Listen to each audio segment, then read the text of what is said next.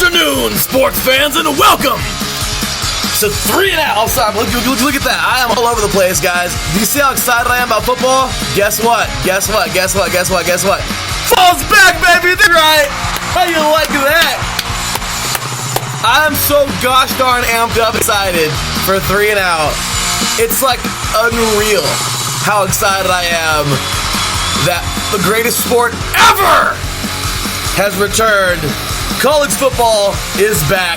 The NFL is back. And I'll tell you what, I could not be happier right now. So, with that said, my apologies, y'all, but hey, it is what it is. I am so ready for Wednesday. It's not even funny with 3 and Out. But welcome to the defining moment right here on IE Sports Radio, your directly for all that is sports. This is me, your boy Larry B, bringing it to you here on a beautiful Monday afternoon. It is a Labor Day, y'all. Monday, September 2nd, 2019.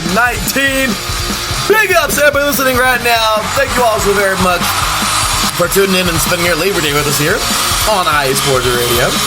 And if you're catching the podcast version, well, thank you very much for listening regardless. We thank you so much. So, with that said, we got so much to get into today. As I mentioned, the NFL returns. And, yeah, it's going to get down, y'all. Because we got that 100th year anniversary getting started on Thursday. Packers, Bears, oh my! It's going to be a good one. Starting off the 100th season of the NFL. We'll be talking, of course, all 4 primetime games, and, of course, jump over to college football. Man, we had a slew of excellence this weekend. Talking about plenty of big top 25 games, some big upsets, and, of course, the game that was as advertised, Saturday Night Football. Auburn came back. Or was it really a comeback? I'll tell you what, it was a good game for sure, but we'll get into that later on. Auburn topping Oregon in the closing moments of the game. Also, we will jump on into the FIBA World Cup. USA off to a great start, aren't they? Well, we got plenty more to jump into with that today, recapping the weekend and giving you pretty much what's to come in the FIBA World Cup. Really excited for that. Also, in the MLB, well, September is here. We have some recaps of the weekend to talk about. Well, from the last week, St. Louis and Milwaukee talk about a great series. And the Mets, certainly a team that has been surprising a lot of people, including myself. Also, coming up this week, guess who, y'all? Yankees, Red Sox, like we have it any other way, right? Talking some auto sports today, the Belgian Grand Prix, Charles Leclerc getting the victory, first victory of the season for Ferrari.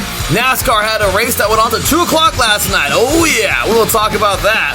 And the youngster who won that race, as well as some IndyCar action. Will Power what? And the U.S. Nets today in the NHRA. I hope you're ready for that. Tons of soccer to get into. The WNBA playoffs are around the corner. NCAA soccer just kicked off. And down goes no one so soon. Oh, talking some boxing. Lomachenko, unstoppable. Lada, big time victory. NCAA volleyball in an unsurmountable victory for Iowa and plenty more. You're tuned in live to the defining moment right here at IE Sports Radio, your directory for all that is sports.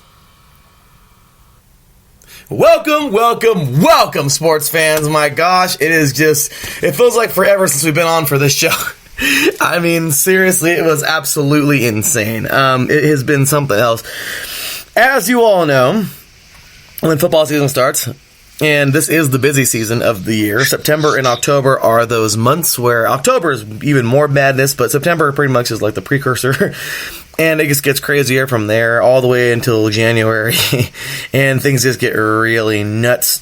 But for right now, especially for me, trying to juggle the defining moment on top of 3 and Out and 3 and Out College Edition, I think all of you know that I'm notorious for, not doing the best job with the defining moment, while football season is going, because there's just so much for me to cover during football season on 3 and Out. So, glad I got my helper. Well, actually, my co-host, man. But he's been every bit of a helper to, not just get this show continuing, but, of course, to help out with the entire IE Sports Radio family and just helping everybody out. Of course, the PR team, got to give a big shout out to them coming up. But first and foremost, y'all, got to say, big ups And always big ups to the man above, man, Lord and Savior Jesus Christ. Without him, nothing is possible. That's right. And of course, all you listeners out there who make this thing possible, we couldn't appreciate y'all more. Thank you so much for tuning in and showing us love, because, hey, as it goes, y'all, without you guys, iSports Radio literally isn't anything. We are just wasting our time. So we appreciate you guys every single week, you ladies and gentlemen, for tuning in and showing us some love. But with that said, let's go ahead and jump on into today's crazy show. As I mentioned, there's a lot to talk about today. Also, we'll be talking about the UEFA Champions League draw. That's right, the groups are all set. And the U.S. Open. Oh, we had some players retire that I don't think anybody was, tennis is already crazy enough. Like, seriously, tennis is absolutely nuts. Tennis is nuts. It's crazy as it is. And this year's U.S. Open has just literally kicked that craziness into overdrive. So, with that said, y'all, I'm going to introduce my co-host for today. Well, my co-host for, for forever, of course, because the guy's the real deal. But glad to have him on here for today, and glad he could make it. He's become the co-host here of The Defining Moment, and, of course, the co-host for 3 and Out College Edition, talking college football, which we'll be getting to shortly. And glad to have him here, y'all. He is, of course, a writer for The Pilot and soon-to-be Long Beach State journalist alum. Glad to have him here. Ladies and gentlemen, welcome in the one, the only, Mr. Taryn Rodriguez. What's going on, man? How you doing today? Good afternoon, sports fans. Welcome to another edition of The Defining Moment. I'm glad to be here, as always. Happy Labor Day. And for those of you celebrating your last day of summer, thank you for tuning in. And yes, it is a great and beautiful day here in the world, and there's no place I'd rather be. Taryn, why you gotta say last day of your summer, man? Why you gotta say something like that? Well, my last day of summer was last week. Everyone else's last day of summer is pretty much today. Yeah. For those going back to high school and all that. So there's that. Taryn, these kids are starting earlier and earlier. You and I are close to the same age, but it's just crazy, man. We used to start, I'm pretty sure, we're almost in the same area. You're just, like a county over. But it's crazy, man. I remember starting in the middle of August, and I remember, my mom and dad saying that they would start after Labor Day, back then. Then it was, our generation would start, in the middle of August. Now that I'm coaching and teaching or subbing, oh, my gosh, man, it is so freaking crazy. These kids start in the beginning of August. How crazy is that? It's very crazy. Give to all the administrators and all the schools, give us more summer, please. It feels like the summer went by so quickly. I know I had an eventful summer with no job, joining iSports Radio, but it is what it is. Yeah, well, I feel my summer just went by a little too quickly, honestly. It really did. Mine too. But, well, yeah, it's nice to get back in the swing of things. Taryn, you've had your first week of school last weekend, or this past week. My first day of my master's is tomorrow, so I'm really excited for that. First day of grad school, so good first week of school, man? Oh, yeah, for sure. Definitely, yes. Well, that's great, man. I'm really excited to start mine, so it's going to be awesome. So let's go ahead and start things off here, quick and dirty, before we take our first break of the morning or afternoon for certain people who are listening across the country. But let's go ahead and jump on into just a quick few minutes here. All right, man. There is craziness this weekend, okay?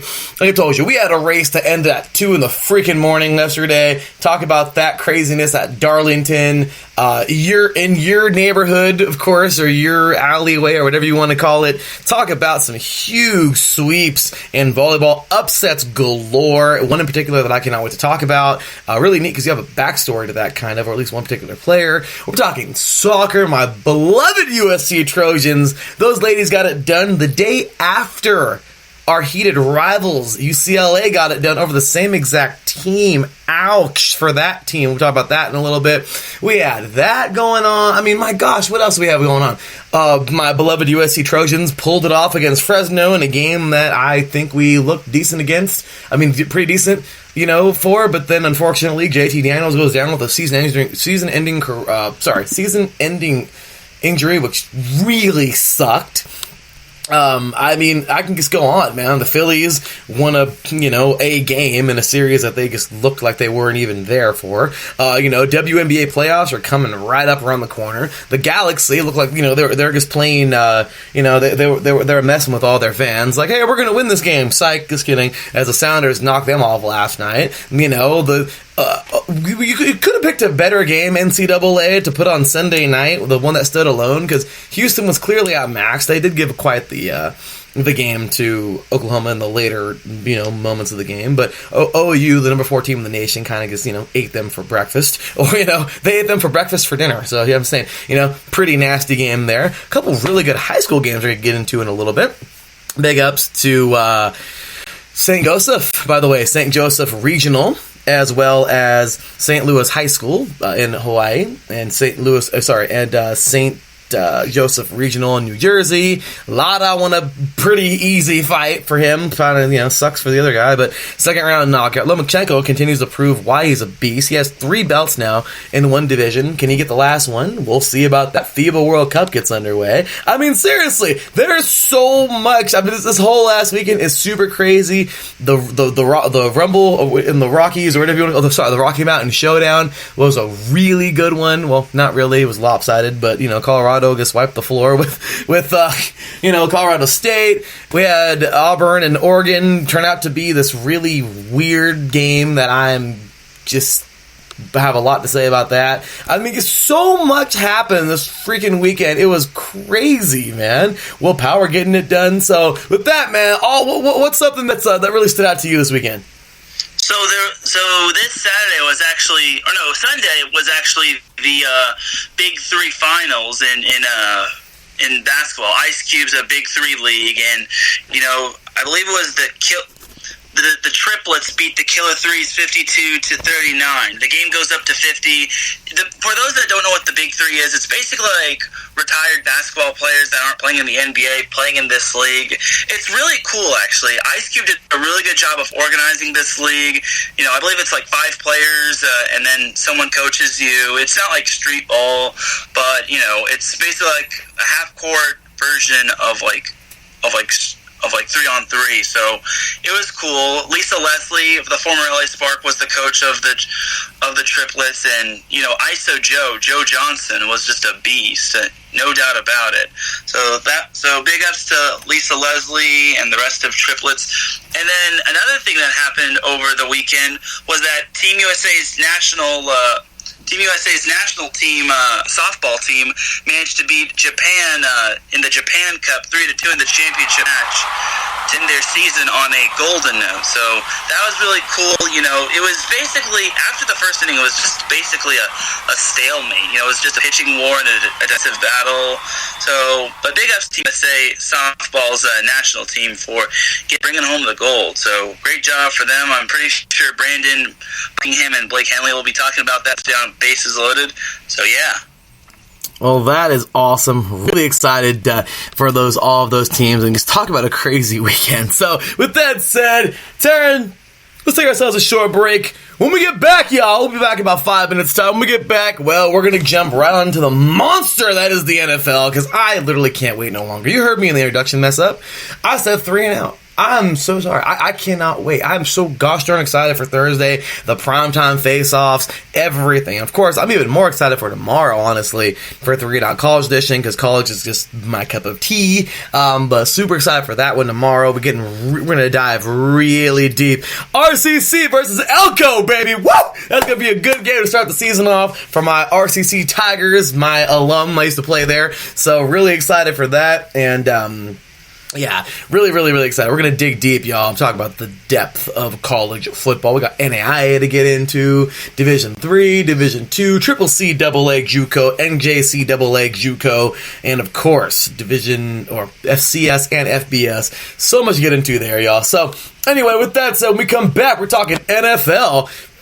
Week number 1, a doubleheader on Monday night with 4 teams who are very interesting to watch this year for many reasons. We'll get into that. A Sunday night game that is all but I don't even know what to say about that game. It's going to be interesting, I'll tell you that. Pittsburgh and New England.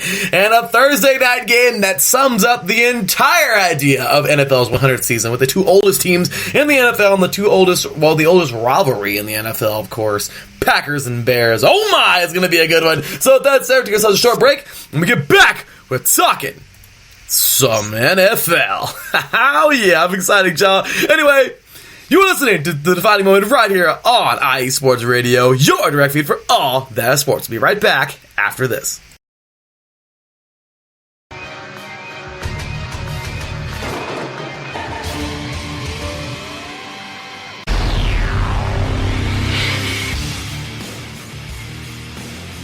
Wrestling fans in the podcast world, you are in the right place to listen to the right show, the premier show in the professional wrestling podcasting world.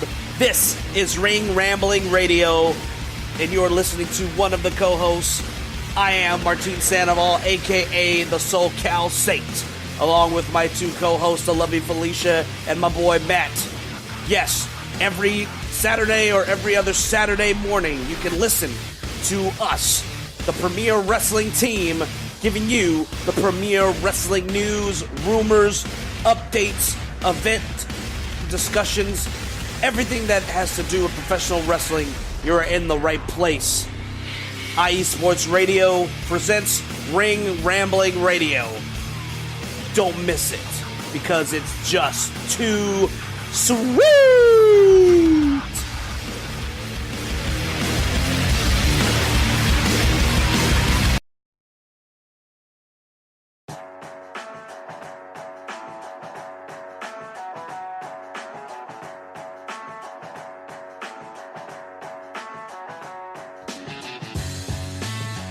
Two Wheels Wednesday is the place to come for all your motorcycle sports news every Wednesday on IE Sports Radio with myself, Matt White. All the latest news, rumours, race reviews and previews from World and British Superbikes and the big one, MotoGP. Two Wheels Wednesday, every Wednesday on IE Sports Radio, your direct feed for all that is sport.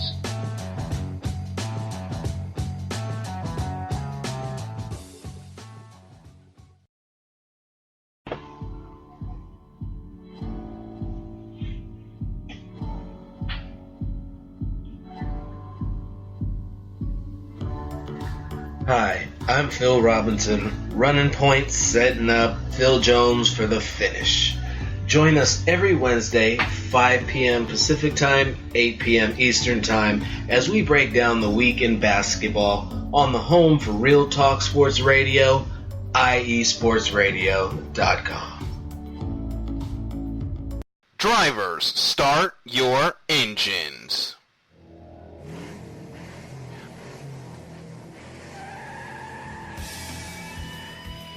Auto racing takes many forms, from the close quarter contact of NASCAR to the high-speed, high-risk atmosphere of IndyCar, all the way to the pinnacle of technology with the Formula One World Championship. No matter if you prefer the high banks of Daytona, the concrete canyons of Long Beach, or the flowing curves of the Nürburgring. The international language of motorsports is simple. Go fast, run hard, and come home first.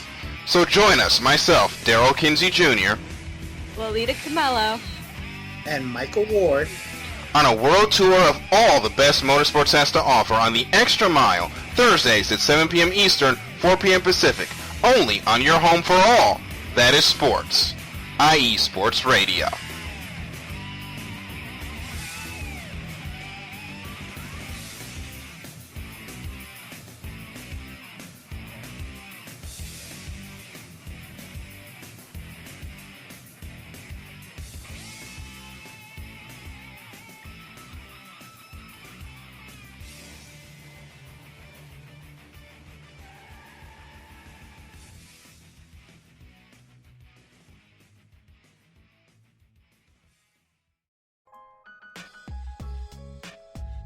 Hey, what's up, sports fans?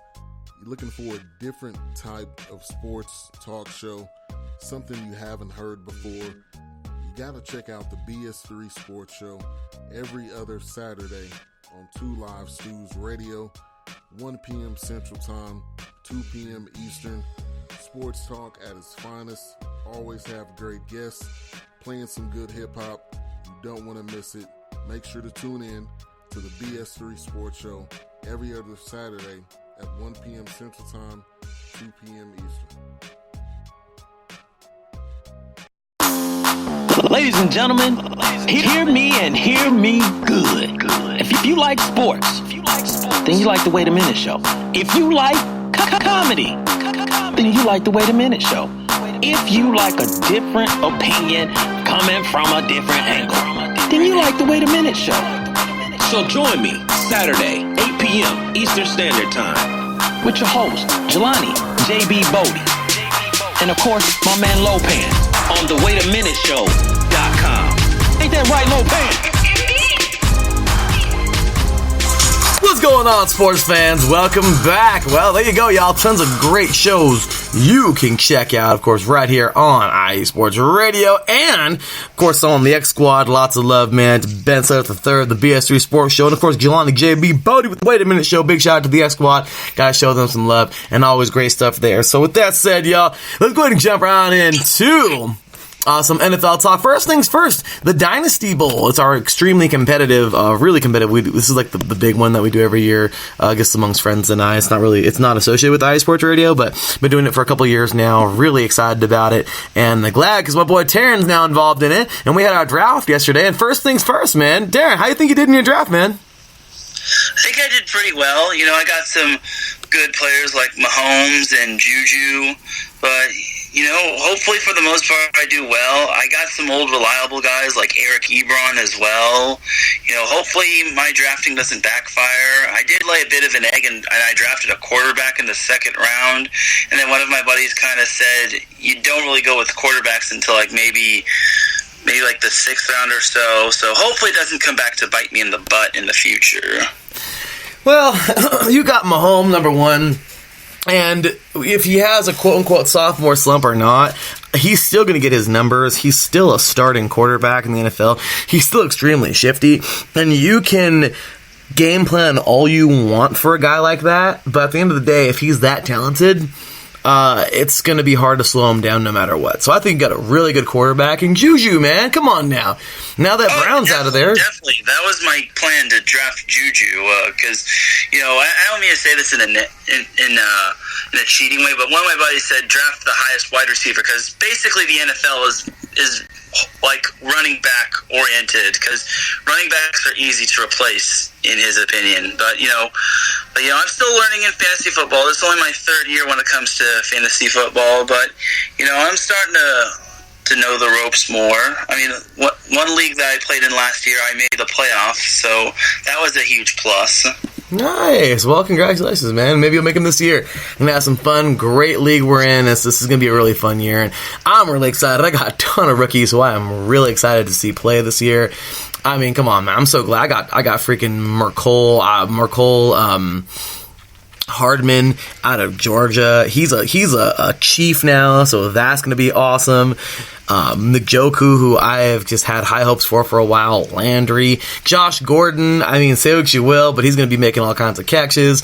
Pollard, of course, we talked about him on 3 and Out. 3 and Out for the draft this year, the draft edition.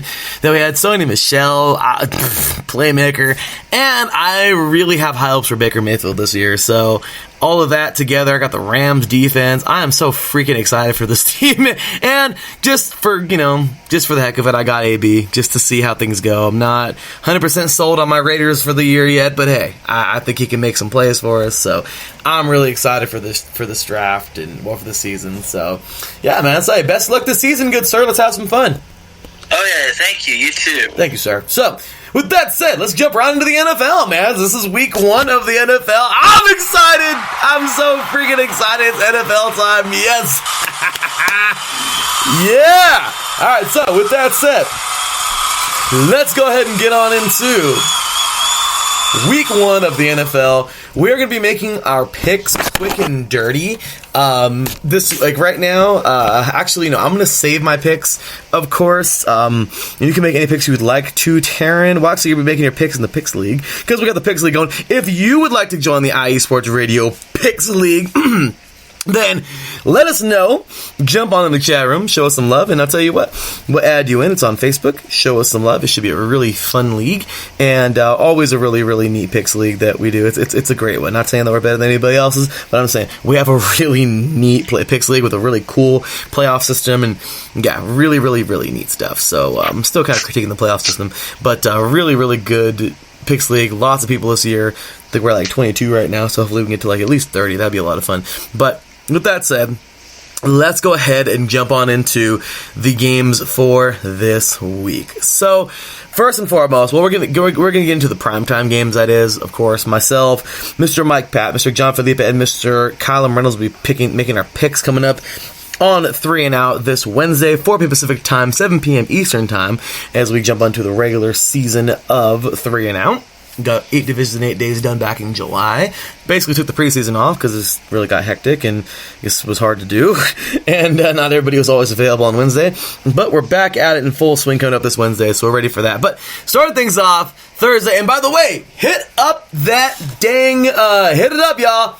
It's the first one of the season, so I know it's a little slow right now, but make sure to jump on it. Go to my Twitter handle at the THEE_LB53. Scroll down a little bit. You will see the poll. Don't got a whole bunch of votes on there right now, but jump on there. Let us know who you think is going to win on Thursday night. I'll put up Sunday nights tomorrow and then both Monday nights on Wednesday. That's usually how I do it. So let us know for our primetime face-off who you think is going to win it right now. Right now, the Bears got a pretty big lead, 60% over 40% in the poll. So let's see who you think is going to win this. But, of course, you are also welcome to jump on in the chat room. But with that said, all right, Taryn, first primetime face-off or first primetime game of the season, NFL 100th season of the NFL. Oldest rivalry in the NFL. The Packers are making their way to Soldier Field to take on the Bears. Who you got? I'm probably going to take the Bears just because, they have a great defense.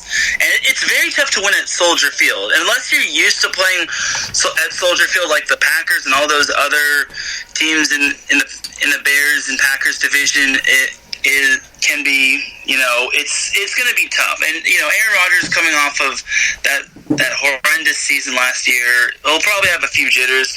And I could see the Bears just rocking and rolling.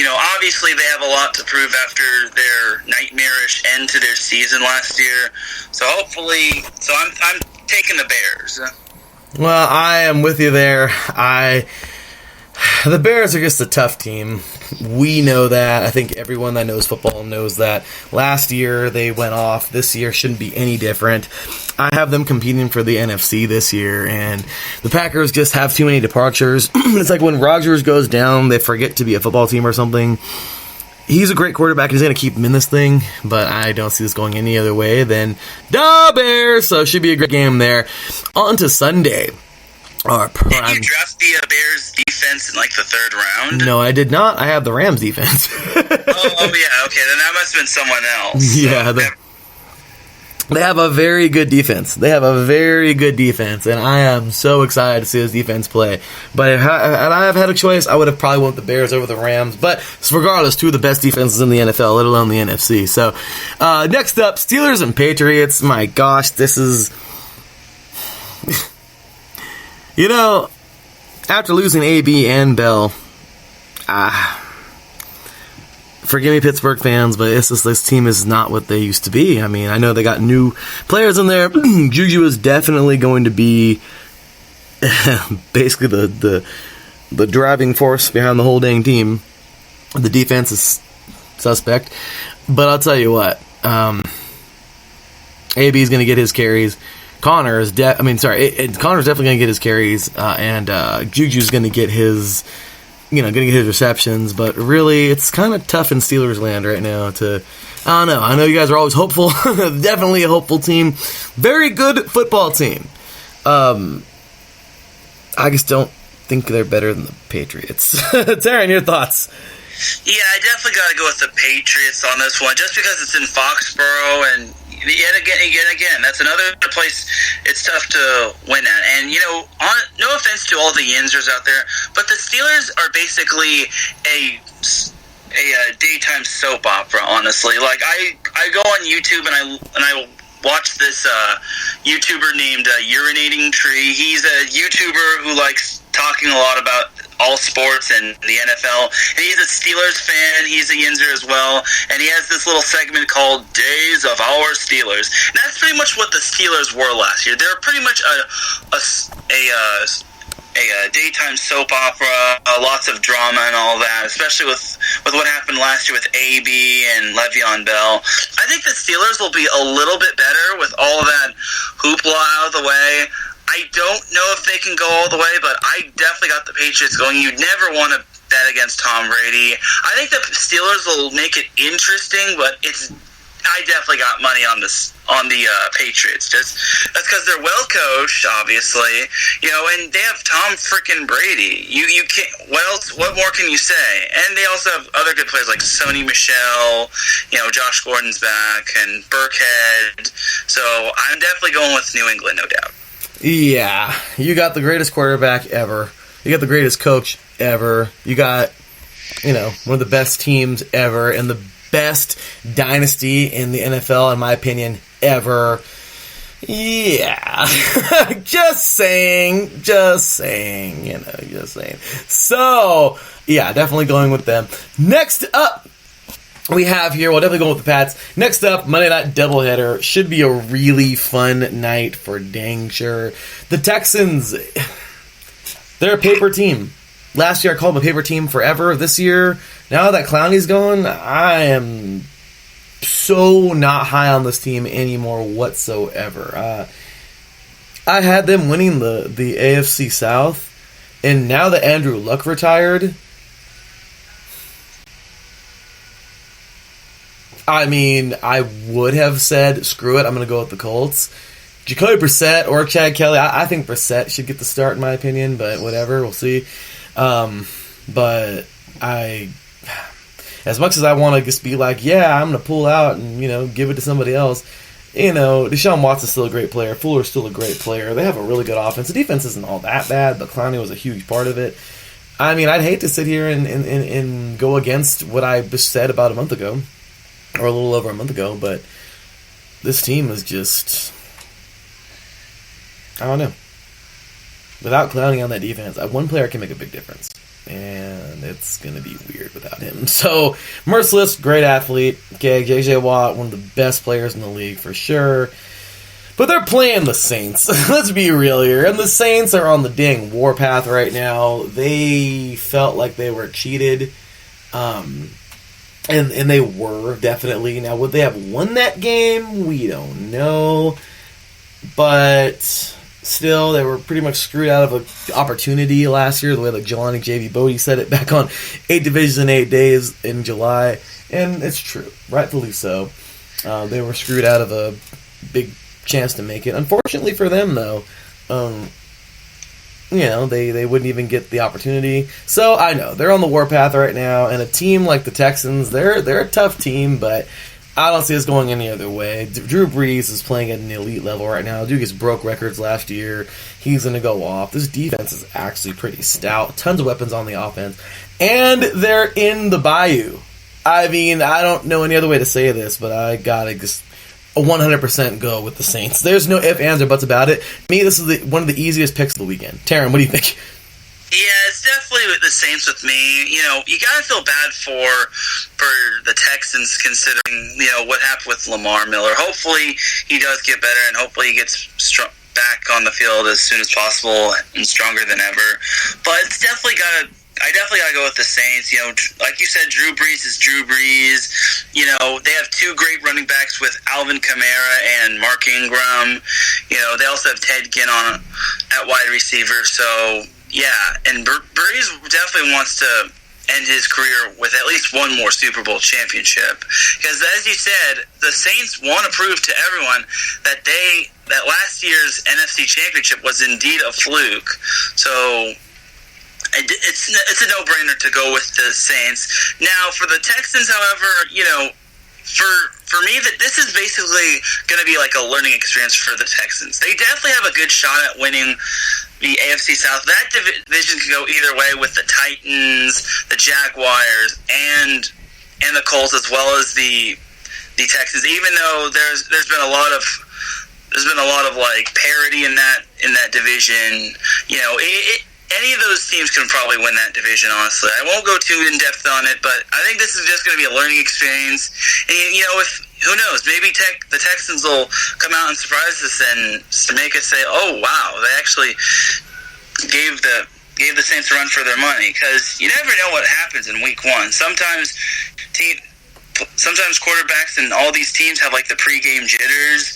And, you know, the Saints are kind of notoriously known for somewhat dropping week one games, so we'll see what happens. Some teams have that week one curse that they can't seem to lift, but I definitely got to go with the Saints. Yeah, there's no doubt about it.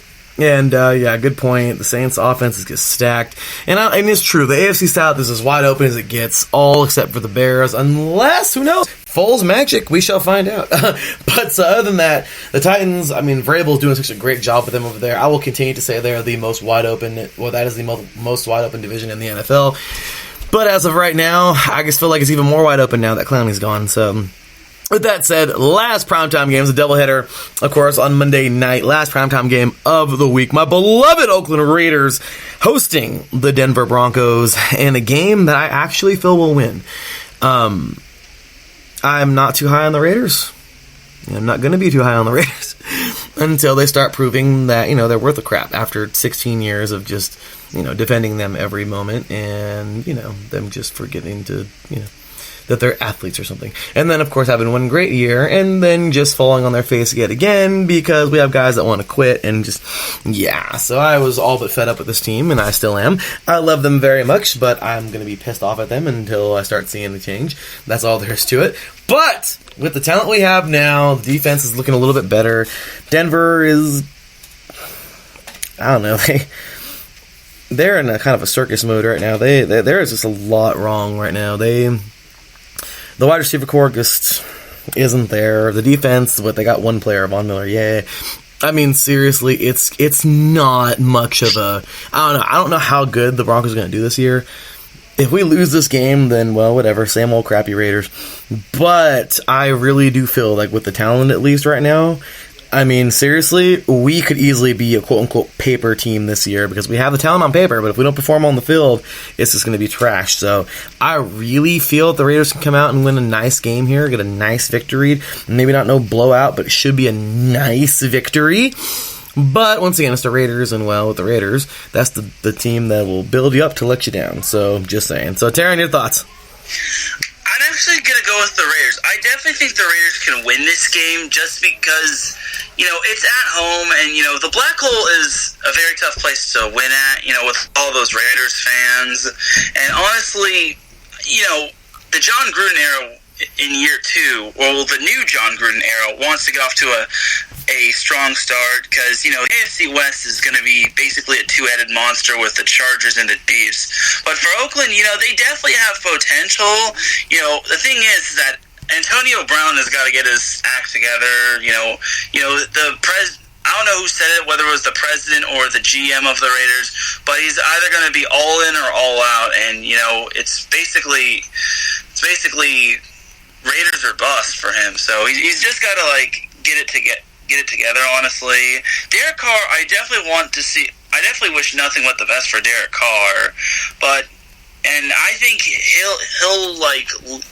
definitely has the potential to, like, lead the Raiders to victory just because he has the talent, and, you know, it's just that, does he have the receivers to, like, back him up? I think he does, and once again, and the Broncos are the huge question mark over their heads, you know. I think because Derek Carr is more adapted to playing with Oakland, whereas Joe Flacco, who is in his first year with the Broncos after spending most of his time with the Ravens, is going to have a tougher time. I think Carr will have an easier time with the Raiders, playing in this game, while Joe Flacco is going to struggle a little bit, and it'll take him a while to adapt to Denver. So I got the Raiders winning this one. Thank you, sir. And yeah, I definitely agree that we have, our team has more chemistry. Flacco's the new guy. I'm not trying to say the vet can't get in there and command the ship, but I'm really excited to say that I think we can pull off a nice victory in week 1. So, anyway, with that said, catch plenty more of NFL Talk Wednesday night, 4 p.m. Pacific Time, 7 p.m. Eastern Time with myself, Mr. Kyler Reynolds, Mr. Mike Pat, and Mr. John Felipe. Of course, primetime face-offs. We got 4 of them, including me, taking out my boy Sean Carver. I think y'all know about that guy, man. Great guy, of course. He's been on the show many times in the past talking about his Broncos, so it's going to be a good one there. So, let's shift things on over to college football. Because, Taryn, what a great week we just had. Tomorrow, as I said, we're going to get into the depths of college football, so not going to go too deep today, but tomorrow, it's going to be awesome when we get ready to talk about everything college football. But we're going to stick it, pretty basic. 2 weeks ago, last weekend, not this last past weekend, but the weekend before, number 8 Florida defeated Miami in a really close game that honestly could have gone any way. The Canes came out ready to play, but Florida would just take it back. It was a close game, showing how good Miami really is and how improved they are. So I'm really excited for them this season. But this last past week, a couple of big notable games that were just the ones that we covered and tweeted about here on iSports Radio. But man, there were some good ones. Oh my, there were some good ones. And to start off with the Holy War on Thursday, when it was the actual one of the kickoffs of week 1, because we pretty much have 2 week ones, like a week 0 and week 1. In the Holy War, I'll tell you what, BYU can tackle. That is a well-tackling team. Now, did it get them the victory? No. But, because Utah's that much better. But very good tackling team. Now, Utah, number 14, just went on 30-12, got a nice victory there. Really excited to see this team moving forward. That was on Thursday night. On Friday night, well, it was the Rocky Mountain Showdown. And Run, Ralphie, Run. He got it done. Well, they got it done as the Colorado Buffaloes get a big victory, 52-31. Something you'd expect. Not expecting Cal State. Not expecting Colorado State to do much, and they didn't. I mean, hey, they produced Michael Gallup 2 years ago, and definitely a great receiver there. They have talent. It's just, not the easiest thing for to overcome a very, very big, powerful, talented team like Colorado. Then, of course, we would have the Chick-fil-A kickoff game, what started out to be a really good football game. Like, it really was. I was like, Duke, are you serious? It's 0-0 at the end of the first quarter? You for real? Wow. Yeah, it didn't work. Bama pretty much came out and smacked them around after a little bit left of the game. They're footing 42-3. Yeah. To 3. Beat down, y'all. Bama looks like Bama right now. So, really neat, really good job by the Alabama Crimson Tide. He's come out and mollywop this team. There's no other way to say it. Also, we had the Battle of the Carolinas. Really good game here in the Belk kickoff game, where North Carolina would edge out South Carolina 24-20. Coach getting real emotional because I loved it when he was talking about, last year, how tough it was for them and how many fourth quarter losses that they had, and it's all paying off. And it's just a great coach, what a great guy, and just, somebody who just rides and dies with this team. And I guess what a great job he did coaching, and just what an incredible job this team did to beat a pretty decent South Carolina Gamecocks team. So, good job there. Then, of course, we have the big game on Saturday night where Oregon literally beat the ever-living out of Auburn and then kind of put in their JV or something and kind of just, let off the gas. It was atrocious to watch that, but is what it is. Auburn fought back. Nick, of course, freshman quarterback, got in there, looked really, really good for the most part. Really excited for him. Led them down the field for a fourth quarter game-winning drive late in the fourth quarter. Amazing performance that was, and Auburn will pull off quite the victory. Of course, we'll get into plenty more into that tomorrow, but talk about a big game here. Auburn will win this thing in Arlington, Texas, AT&T Stadium, 27-21, pulling off quite the victory. Upset complete for the Ducks. For the Tigers, knocking off a top 15 team.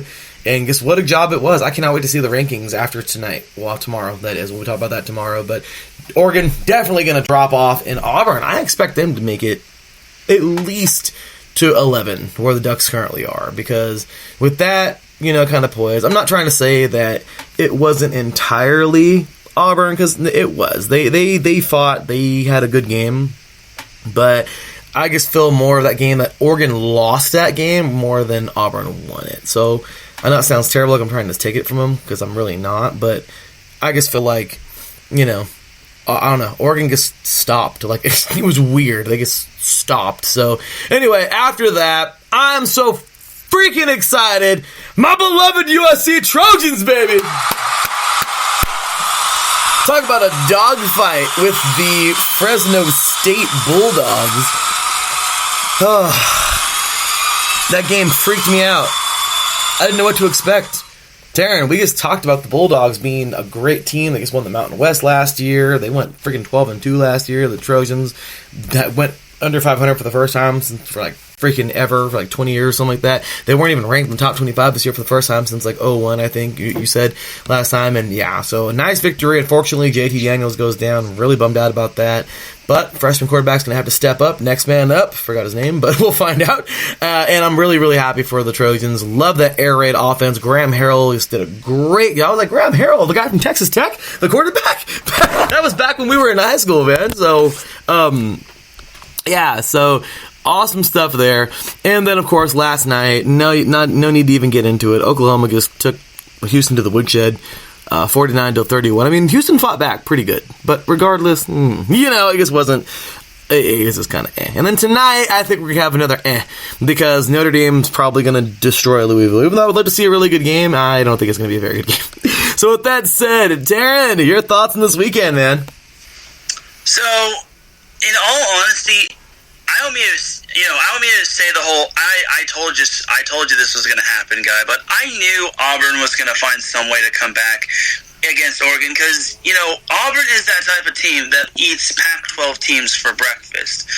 And you saw what they did last year. I think Washington was top 10, and then Auburn was like around the mid-teens, and they knocked them off. So, to me, Auburn is still Auburn because they're just a great program, To have a freshman quarterback, I believe, Nix was his name. To have ice in his veins toward the end of the game was just absolutely amazing. So you have to tip your hat to Auburn, honestly. It's I kind of agree with you on that one because you were up by like what? Well, how much were they up? Like 21-6, and then for some reason.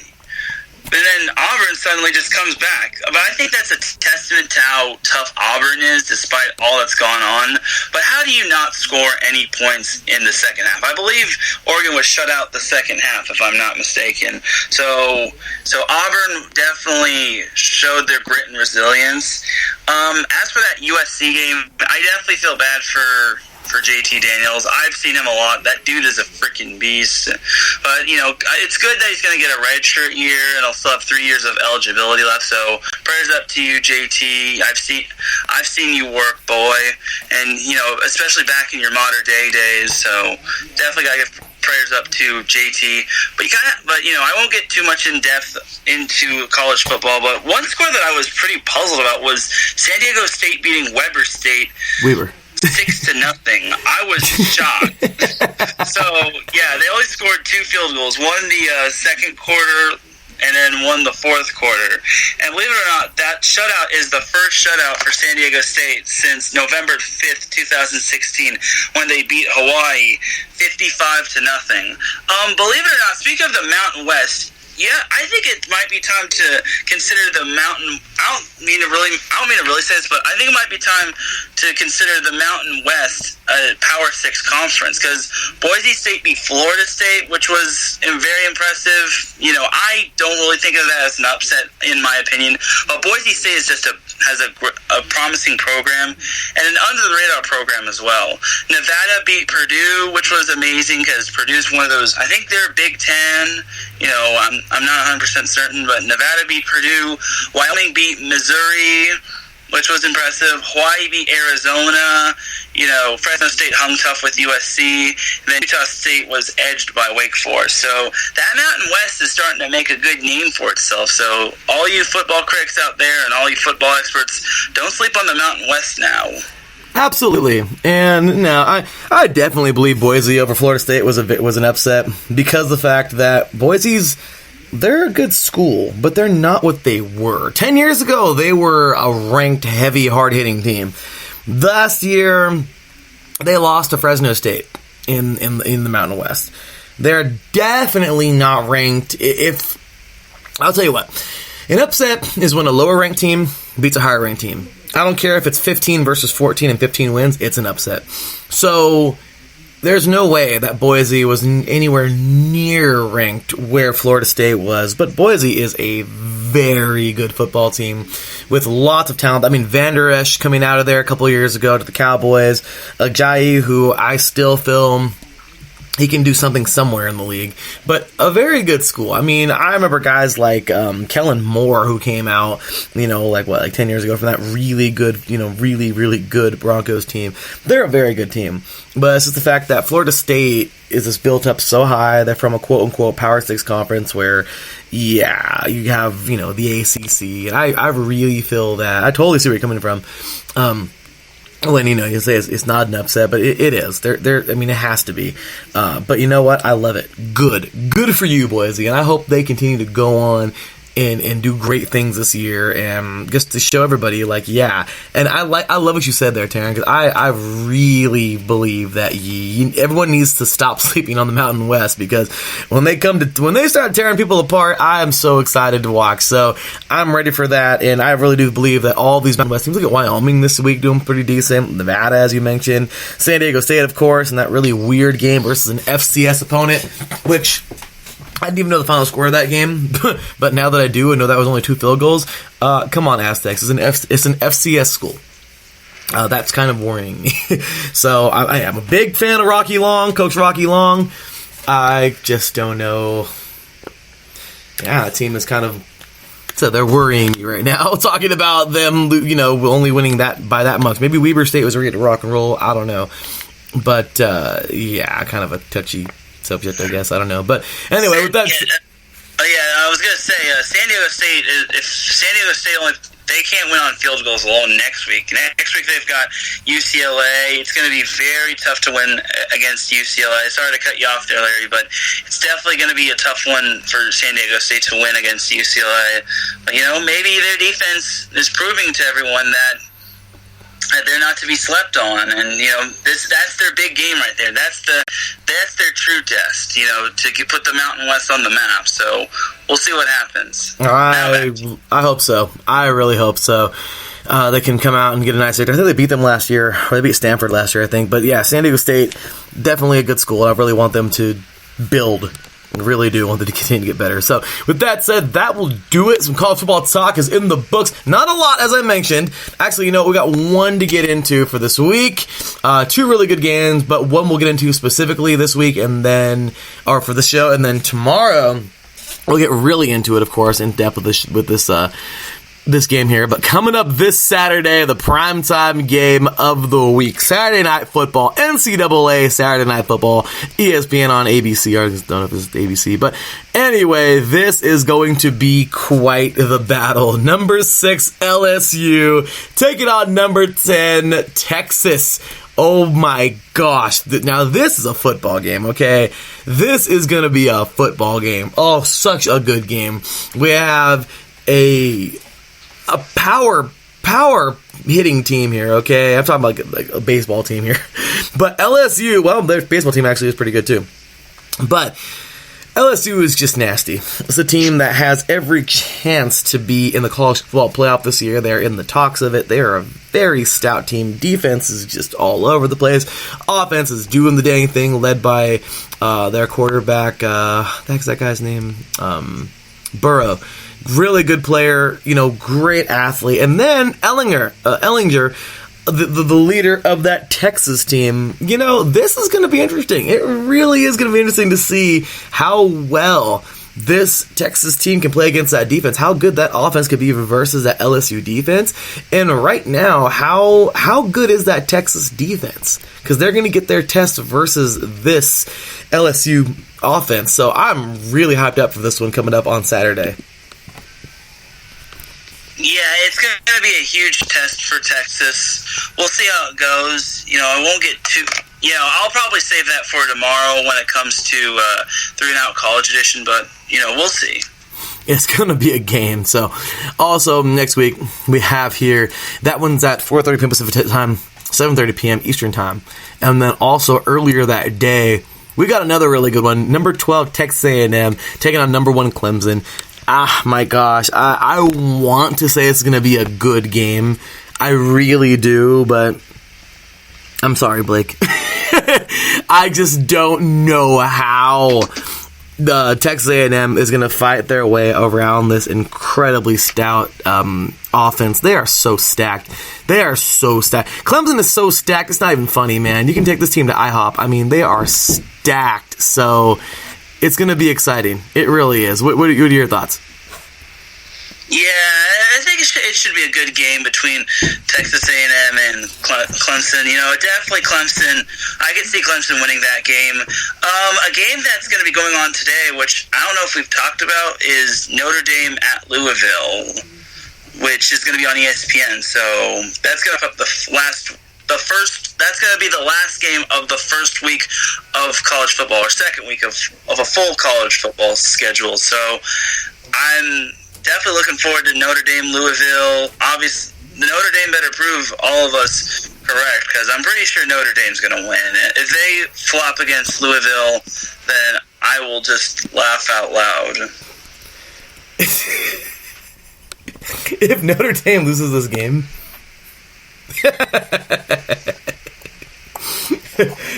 yeah, that's an LOL. I'm sorry. That's an LMFAO. I'm just like, I mean, seriously, that's going to be pretty hilarious. I don't see them Louisville somehow wins this dang game, but I don't see it. But anyway, so with that said, that will do it. The top 25 is not out for this week, but actually, yes, not up just yet, but I cannot wait to see who shifts around and who goes where, because this is just going to be awesome. I am so dang excited. So we got one more game to go. Tomorrow, hopefully it comes out early so we can talk about it, Taryn. But it's going to be quite the battle coming up. Well, sorry, it's going to be for sure, quite the battle coming up in week 2 for all these teams. But it's going to be really exciting to see what those rankings look like tomorrow. I don't think too much is going to shift around, but for the couple losses that were there, oh yeah.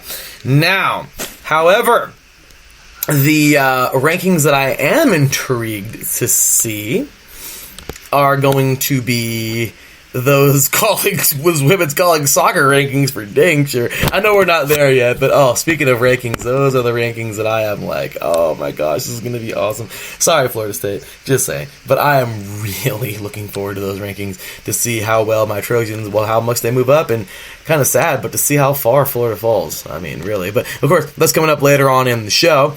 But with that said, we're going to go ahead and take ourselves a short break. When we get back, we're going to go ahead and jump on into the FIBA World Cup to talk about a little bit of basketball, Team USA doing big things, and some more teams that are just really making their way and making a case for the next level for the knockout round. So with that said, you're listening to The Defining Moment right here on IE Sports Radio, your direct feed for all that sports. We'll be right back after this.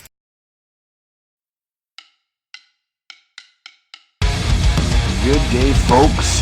Yours truly, Nico Green here, reminding you, tune in to the Neutral Zone Hockey Talk Radio Show, Tuesdays, 4 p.m. Pacific, 7 Eastern, proudly brought to you by IE Sports Radio. It's the Neutral Zone. All hockey, all the time. Take care. See you soon.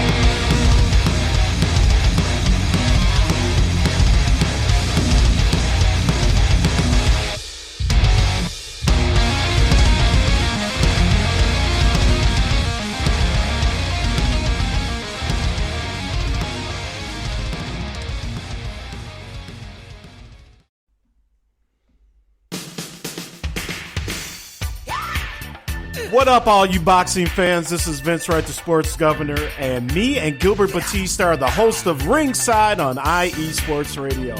Make sure you keep it tuned to IE Sports Radio, Spreaker.com for the latest edition of Ringside. All the boxing news you need right here. Keep it tuned, Spreaker.com, IE Sports Radio, your direct feed for all that is sports.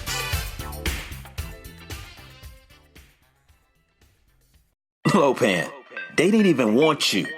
Heck, they didn't even want me. But you know what? Right about now, they have no choice.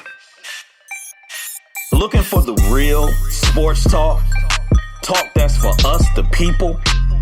Look no further. The Wait a Minute Show, a prime time sports comedy cocktail that tucks you in at night. Join me and Lopan Wednesdays at 9 p.m. Eastern Standard Time on the 2livestewsradio.com and Saturday 8 p.m. Eastern Standard Time on the waitaminuteShow.com. Sounds like a plan to me. Ain't that right, Lopan? Indeed.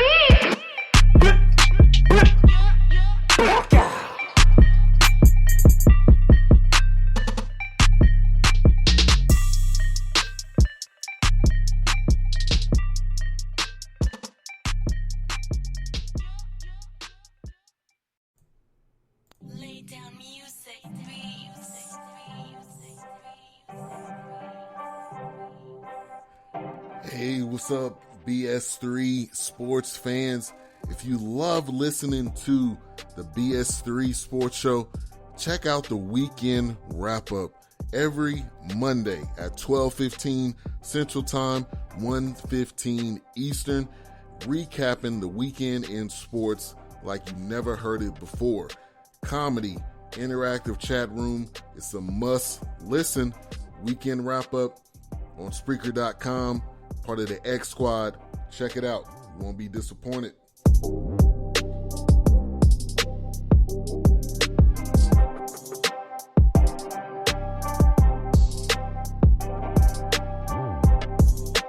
Welcome back, sports fans. Well, I was right there. We just caught the end of that one there. Welcome back. Well, here we are.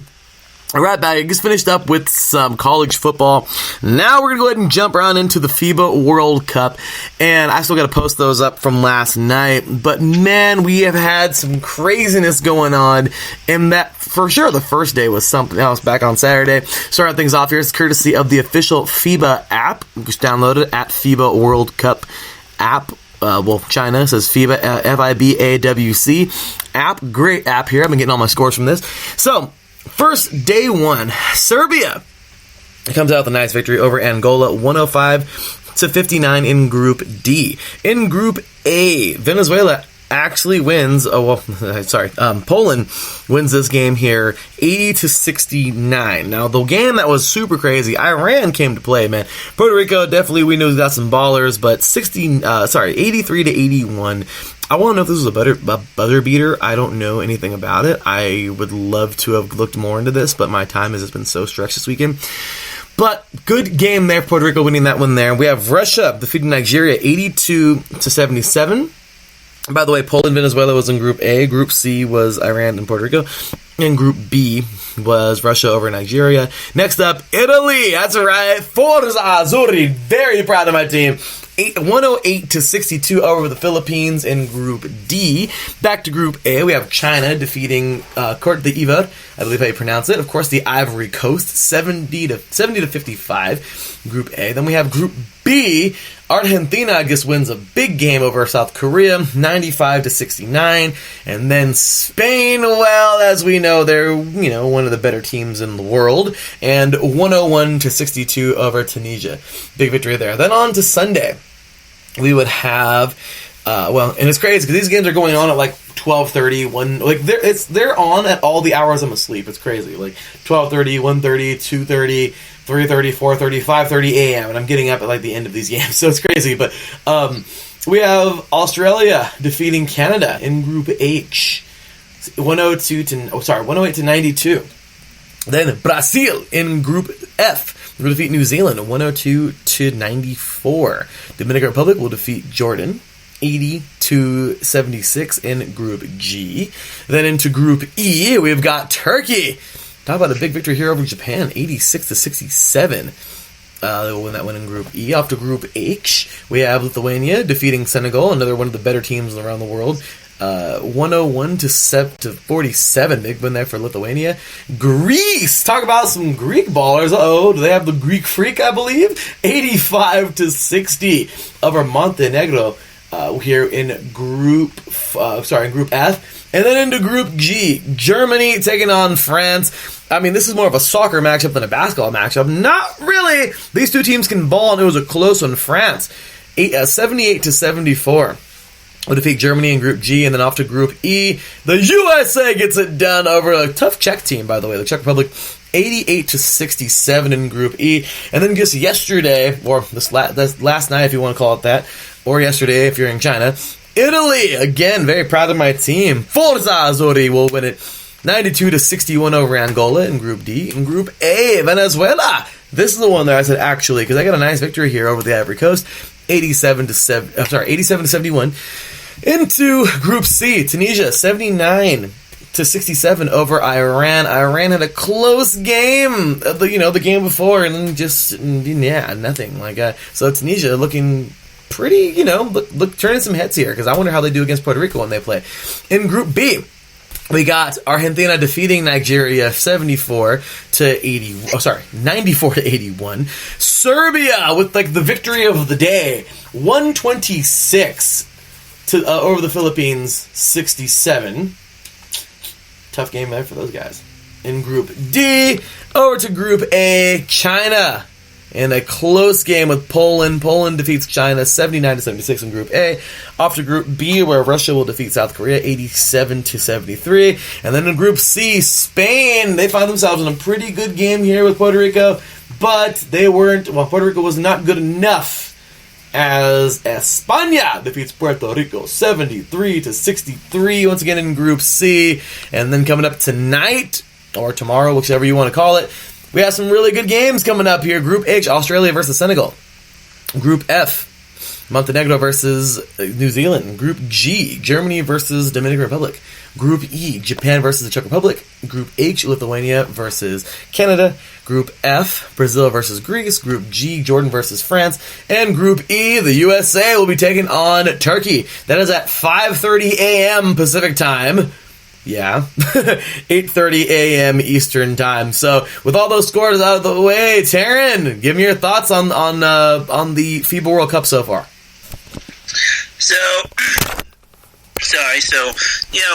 I gotta feel a little bad for USA because they actually did suffer a loss to Australia a little while ago. I think it was 2 weeks ago. Patty Mills was just Patty Mills that game. He was a beast, as most of us know, especially for all you San Antonio Spurs fans out there. But yeah, some people are starting to write off Team USA, saying that USA in regards to the FIBA World Cup, because they don't have the best and talented players like LeBron or KD or all those other players. USA has been through a lot as of lately. De'Aaron Fox got injured, and unfortunately the poor guy had to leave. And then Kyle Kuzma, who I had high hopes for, who was actually doing well. He actually went 4 for 5 in one game. He unfortunately got injured, so now USA is at an even 12. So hopefully USA just pulls off. I still think they can pull it off despite all that they've been through. But, now everyone's, once again, has got to be on the same page. They've got to be all in, because they're not only representing themselves, they're not only representing the NBA and Greg Popovich and I believe Jerry Colangelo, but they're representing the USA, and that's the big thing. They're representing their country. Everyone here, seeing as they're the heavy favorites and they're a little down, everyone's going to want to crack at them. The hunters could be the hunted, but I'm still confident in USA. Me too. And by the way, for those that don't know, I'm actually going to be on Fast Break on Wednesday with Phil Jones, I believe his name is. Yeah, actually. Mr. Phil Jones. Going to be quite the show, I believe, because Phil Jones is the real deal, man. You're going to have a lot of fun with him, and it is the Season 3 premiere of Fast Break coming up as they talk FIBA World Cup. They're getting going a little bit earlier this year, because of course after that, they're going to jump right into the regular season or the preseason. They have like a week off and then jump on into that, so should be really cool to talk some basketball there, and really excited to talk some basketball. I'm pretty sure it's going to be great having you on that show, Taryn, talking with good old Phil, man. These guys, I know, hopefully Phil Robinson III joins in too at some point this season. I know he's a busy guy, but should be a lot of fun, though. And yeah, I can't wait to hear you guys talk all about that coming up on a Wednesday. But with that, that's right before 3 and out. So should be a good game at 3 p.m. Pacific time. Sorry, should be a good show. 3 p.m. Pacific time, 6 p.m. Eastern time. Be ready for that show. Gonna be a good hour of basketball. Great stuff there on the Season 3 premiere of Fast Break. So with that said, let's go ahead and I guess scoot along. We'll get more into that, into that coming up on Wednesday. So, alright, so next up, let's go ahead and get into something that Darren is just, passionate about. A little bit of baseball. And Darren, I know you're passionate about all sports, man, but I'm just saying, Darren, this week, we have, this is that week that turns into that month. This month goes by so dang fast in baseball, and this is it. Like, this is do or die, and if you're already dead, you're dead. But if you are fighting and you are struggling and hanging on, it's like these games just mean so much, and it's crazy. You think baseball, 162 games. Well, there's a whole bunch of games, right? Wins or losses don't matter that much. As long as you win more than you lose, sounds a lot easier said than done. Okay, and Taryn, I think you would be the perfect person to ask for that because, well, there are teams that are just out, like washed out completely, teams that are like on the bubble, and teams who are like, yeah, our ticket is stamped. We can, not let off the gas, but we definitely can afford to sit some players in this coming month. So September is an awesome month. Of course, we're getting close to the intersection, as I like to call it, the sports intersection of the year, where October, some way, shape, or form, almost all sports are intersecting. Like, literally almost every sport intersects in October, and I love it. My favorite time of year. And it's just, this is going to be a show. Like, it's literally, the video game MLB The Show literally has the perfect name, because that's exactly what the MLB is. It is going to be awesome to watch this right now. And starting things off with the series of the week from last week. First things first, Taryn, we got into earlier last week. We talked about a very good series, a series that I was really excited for. Like, I was really, really excited for the series early on in the week. But why? Well, very simple. Because two of these teams, both these teams here have so much to fight for. And of course, I am talking about St. Louis and Milwaukee. Well, with St. Louis and Milwaukee going head-to-head earlier this week, we'd have quite the turnout here, as, I don't know, it was interesting. It really was an interesting series. Okay, so they dropped the series. The Brewers did. But in that third game, 4-1, the Brewers would win it. And, you can't think, I don't know, it's hard for me to think that the Cardinals aren't going to make some kind of a run. Like, this team they're clutch. They really are clutch. They won the first game here, 12-2, just making the Brewers look silly. Then, in the second game, 6-3, and then that third game, like I said, they lost. It was a close game, but in that game, we would have a 4-1, well, it was actually not close at all, but 4-1 Brewers victory. But this goes to show you how good, how potent that Cardinals team really is. So, they would move up in the rank. Well, they would get a little bit closer here as they are looking to head to the playoffs. Then in the second series of the week, of course, the Sunday Night Baseball series, where the Mets just stepped on the Phillies, 11-5 in the first game. into the second game, the Mets went ahead and did the dang thing yet again. Like, again. Okay, they will go ahead and win that second game, which, it was a pretty good game, 6-3, okay? But the Phillies, you're thinking, come on now, you guys got Harper? I'm just saying. A team who really has a lot of promise this year. And the Mets, who I can't even think of, they're heavy hitters. I'm not the biggest baseball guy, but you'd think the Phillies would be all over it. And then into Game 3 last night on Sunday Night Baseball, well, the Phillies, hey, they got to win one, right? A lot like how Milwaukee won one in the early series, the early week series of the week. And, well, the Phillies win it 5-2. And as of last night, Philly would jump to 70-65 on the season. They would draw within 2.5 games of the NL wildcard. And the Mets, well, they'll drop to 69-67.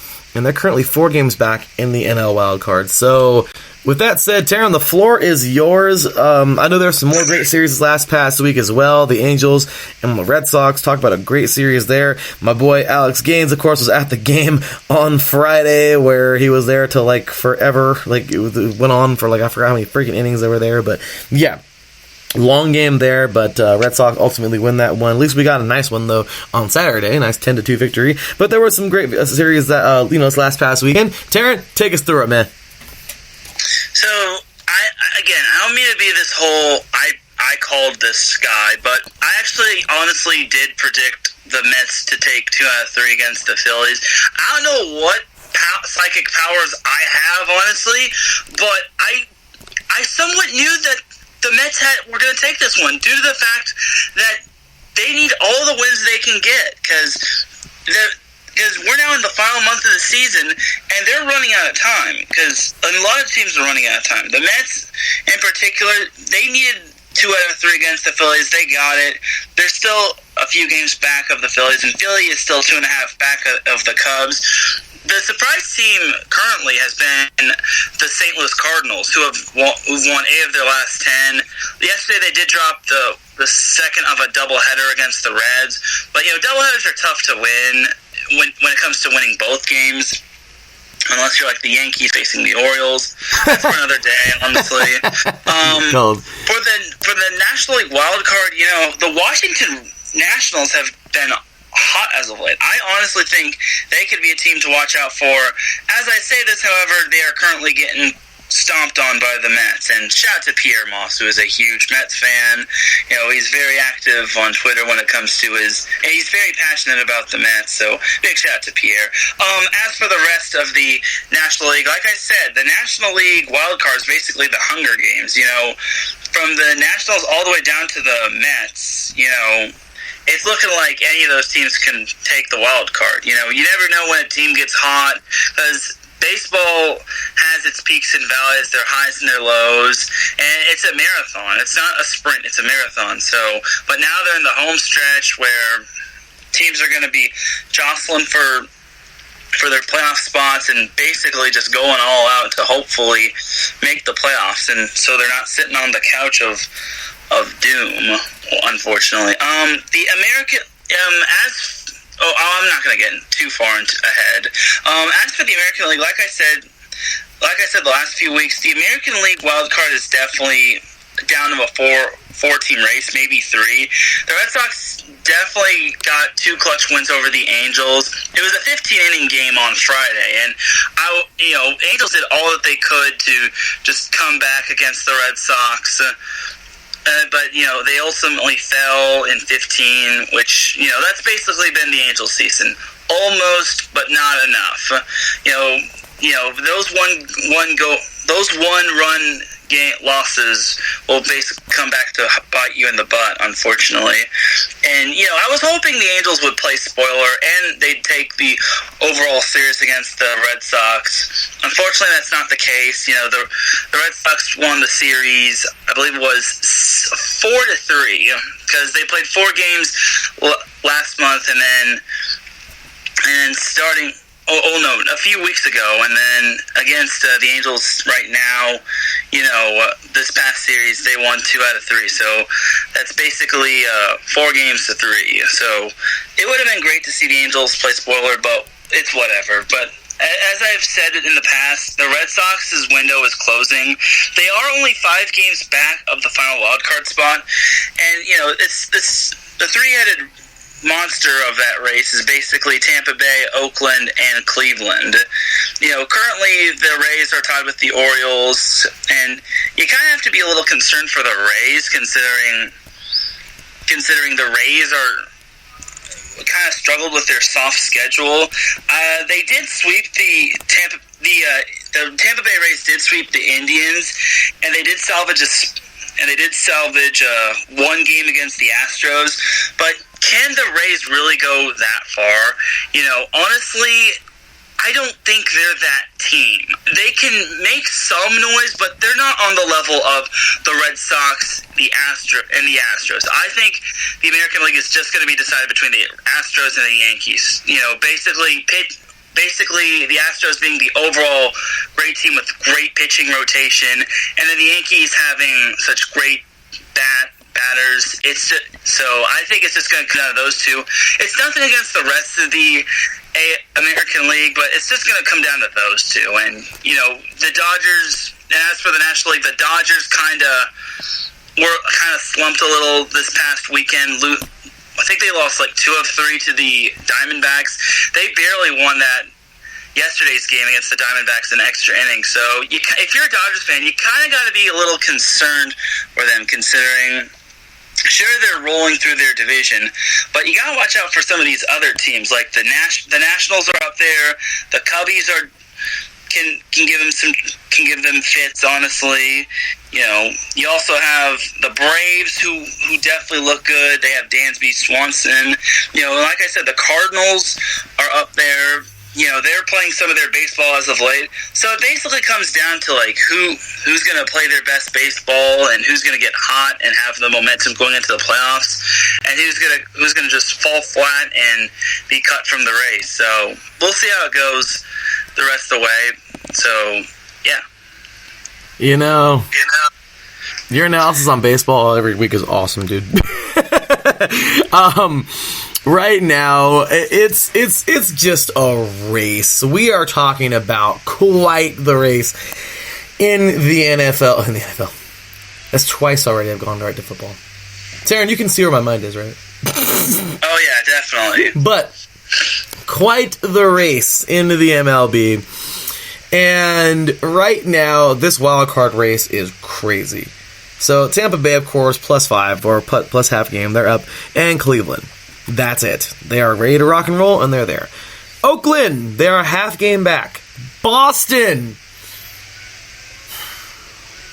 I didn't even know this. I was talking to my boy Alex earlier. Dude, they literally, I guess it was an injury, I had no idea, but they literally, they have completely sat Chris Sale now, and he's actually on rehab full time. Have you heard about that yet? I think I have, honestly. I think, that's something I kind of forgot, that Chris Sale kind of got injured, and hopefully he still has a little bit left in the tank. But he's one of the better pitchers, and he's a respectable guy, even though he's a part of the Red Sox, and most baseball fans most sports fans don't really like the Bostonians. But the Red Sox. This kind of goes back to the trade deadline where the Red Sox didn't really do anything, and you could say that for most teams, Angels, but the Red Sox could have definitely added some better pitchers. Most teams have pitching issues, such as the Yankees and the Dodgers, but the Red Sox definitely kind of needed to add some pitching to their lineup before the trade deadline. As of right now, the Red Sox are still 5 games back, and they're going to need they might need some help going forward when it comes to the rest of the way, because it's not good. It's kind of taboo to bank on other teams to beat other teams, but at this point, the Red Sox need all the help they can get. They need the jaws of life in order to get them back into the playoffs and hopefully make another run for the World Series. If not, they'll be sitting on their couches seeing the Yankees probably win it, or the Astros. Absolutely. This team is just a great I don't know. The Red Sox have a great team, but without great pitching, it's just Chris Sale's has been, it's poor guy. It's been atrocious for him all year long, and you've really been calling that one with every time he picks. I'm like, no, he's going to be great, and yeah, he hasn't. So, rough go. I haven't been paying attention a lot of attention to my fantasy league this year, but yeah, I'm not doing so well. He's one of my pitchers. So, anyway.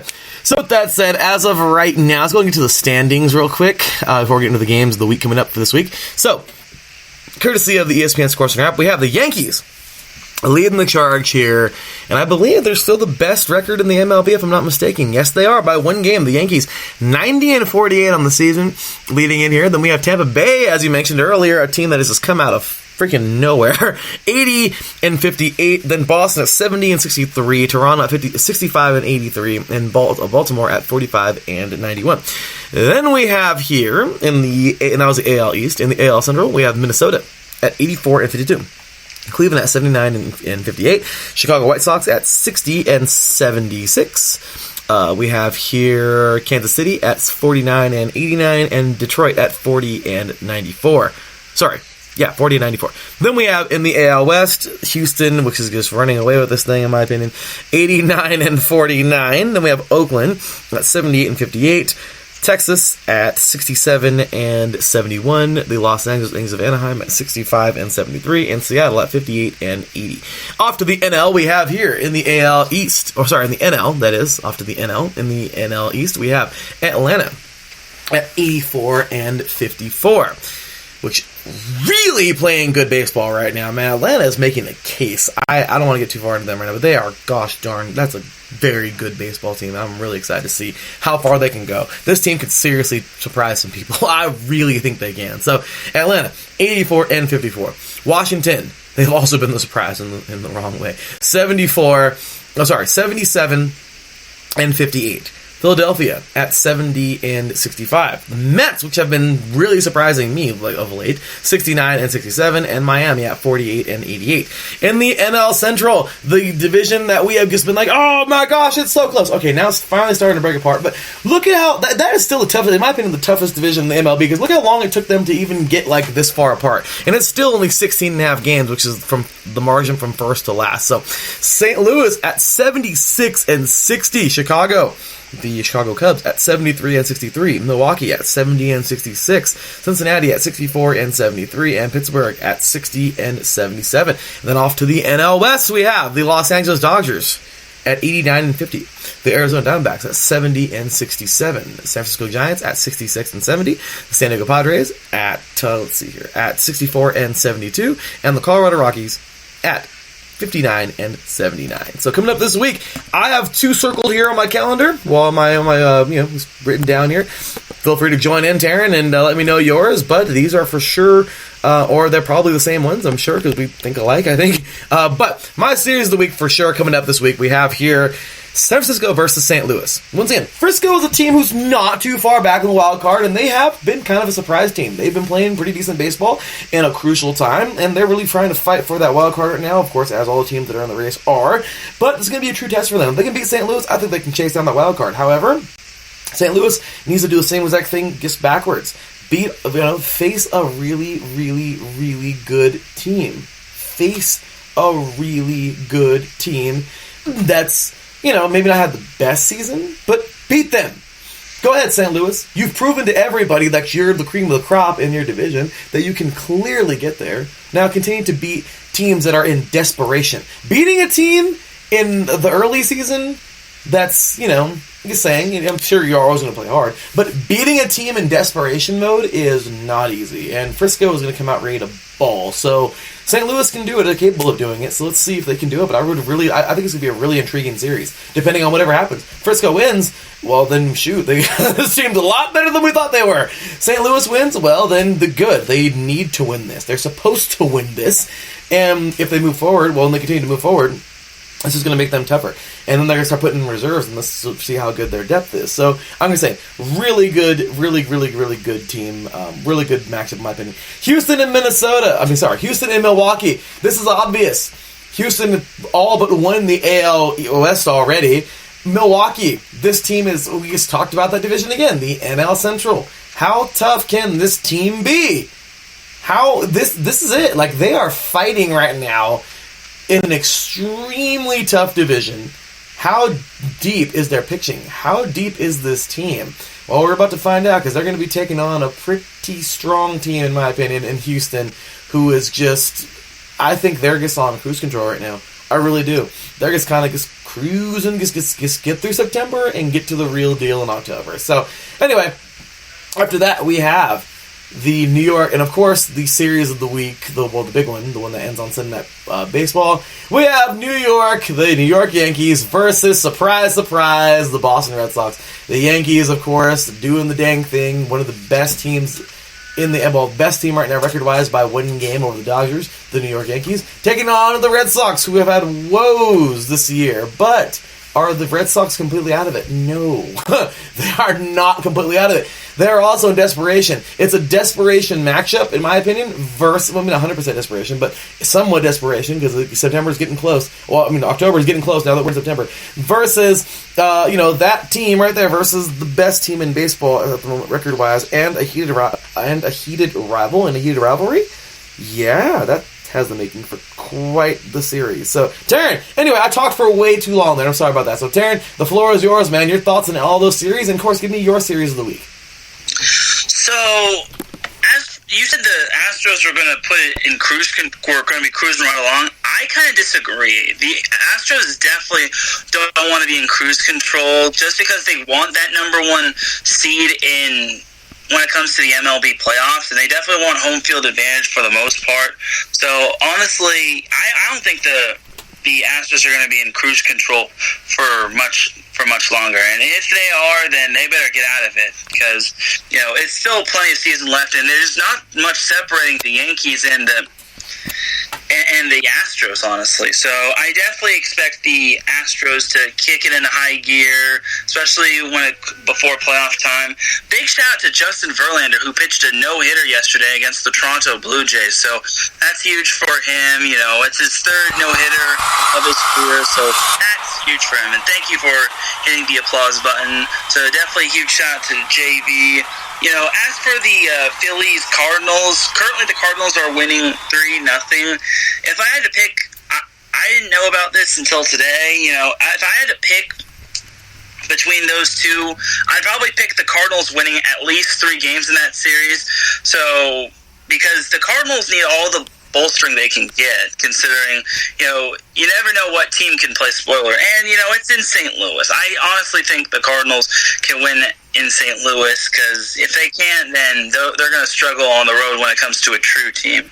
So as for the series of the week, there are actually series of plenties for this weekend. And it starts on Thursday when the Nationals play the Braves, which is going to be a huge game. It's a 4-game series. That's definitely a series to watch for, considering those two are in the same division, and you never know what may happen in that when it comes to like a rivalry game like that. Also, there's and the conclusion of the Giants-Cardinals. There's also the Cubs and Brewers. Cubs are trying to get that final wild card spot while the Brewers are trying to play catch-up. I expect the Brewers to just come out firing on all cylinders and just making one last push for the playoffs, because Christian Yelich, the reigning National League MVP, wants to prove to everyone that the Milwaukee Brewers are indeed a playoff team.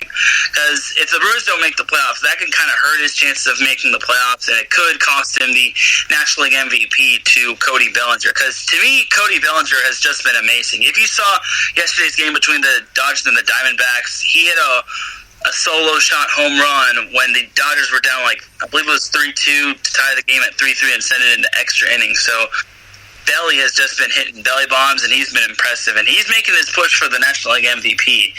As for some other series this weekend, another series I'm looking forward to, other than the Yankees-Red Sox, is the Indians and Twins. The Indians and Twins is going to be a huge series because it's very close in the National League Central. I know the Twins are now starting to pull away in that series, but look for the Indians to try to strengthen their grip in the National League wild card, because they also want to make the playoffs. And who knows? Maybe they can end their lifelong curse. You know, they came so close that one year when they lost to the Cubs, but, you know, close doesn't cut it. It only counts in golf, honestly.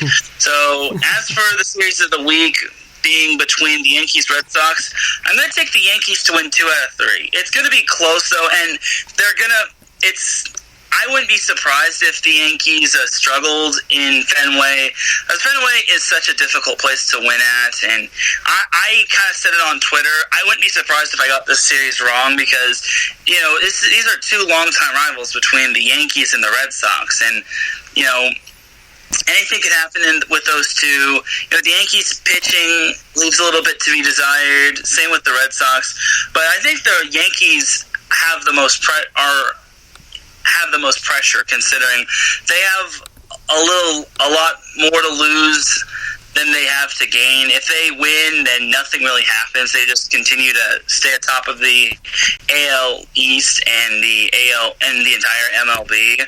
Whereas if they lose, then the Red Sox kind of catch up and inch a little closer up the American League wild card, and then the Yankees drop down, and possibly the Houston Astros could surpass them in the best league in the MLB. So, you know, I definitely got the Yankees taking 2 out of 3 in that this weekend. You know, the Red Sox haven't decided their pitcher on Friday, but Domingo Herman is pitching on Friday. And then Saturday, we have J.A. Happ against David Price. And then Sunday, where we might see A-Rod on Sunday Night Baseball. I wouldn't put it past that. We have Masahiro Tanaka against Rick Porcello. So it'll be, you know, once again, it'll be interesting to see how that series pans out. But I got the Yankees taking 2 out of 3 against the Red Sox. I agree. I think the Red Sox are gonna. I want them to win in Fenway. It's just these damn Yankees. They are a tough team. Nothing against the Red Sox, and I'm going against my boy Alex, but man, it's a tough one. The Yankees are just a very good team, and it's not easy to beat this team. They're on fire right now. I know it's desperation. I know it's desperation right now mode for the Red Sox, but I don't know. I mean, the Yankees have a well put together team right now. So, anyway, with that said, I'm going to say the same thing there. I'm also going to say real quick for those series week that I called out, I think Houston's going to beat Milwaukee. They're the one that series, and I think the Cardinals will beat Frisco, but regardless, that should be a very good series as well. I hope I'm wrong, because I can make some mix-ups there happen, so that'd be cool. So, with that said, well, let's go ahead and shift gears now real fast before our break, Taryn, and let's go ahead and shift gears, no pun intended, into the world of auto sports, man. First things first, I just want to say off the bat, let's take a moment of silence. Unfortunately, this past weekend, terrible news. And something that it's such a terrible thing that, you know, this has to be a part of anything, let alone sports. But unfortunately, this past week, we did lose a driver at the age of 22 years old. And it's really sad, you know, but you can't say. I mean, this is one of those things that is uncontrolled, and God works mysterious ways. And he called him home. He needed an angel, and he called him home. And it's really sad. Once again, how he passed at 22 years old. But I want to give a moment of silence here to the driver whose life was lost this past weekend. I want to butcher his name, but I think it's Anton Hubert. So we'll take a moment of silence for Mr. Hubert.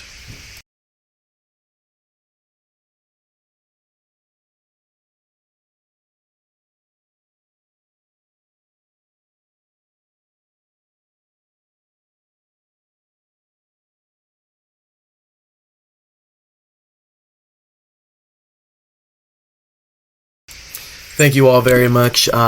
Terrible thing, but It's tough. He was a Formula 2 driver. So this happened on Saturday in the Formula 2 race. The race was canceled, but they would go on to the next day. This race was at Spa, at Belgium, the Belgian Grand Prix. And just what an amazing event that would happen here, ladies and gentlemen. All season long, Taryn, you and I have been talking, or at least since you've joined here, the Defining Moment team, we have been talking about the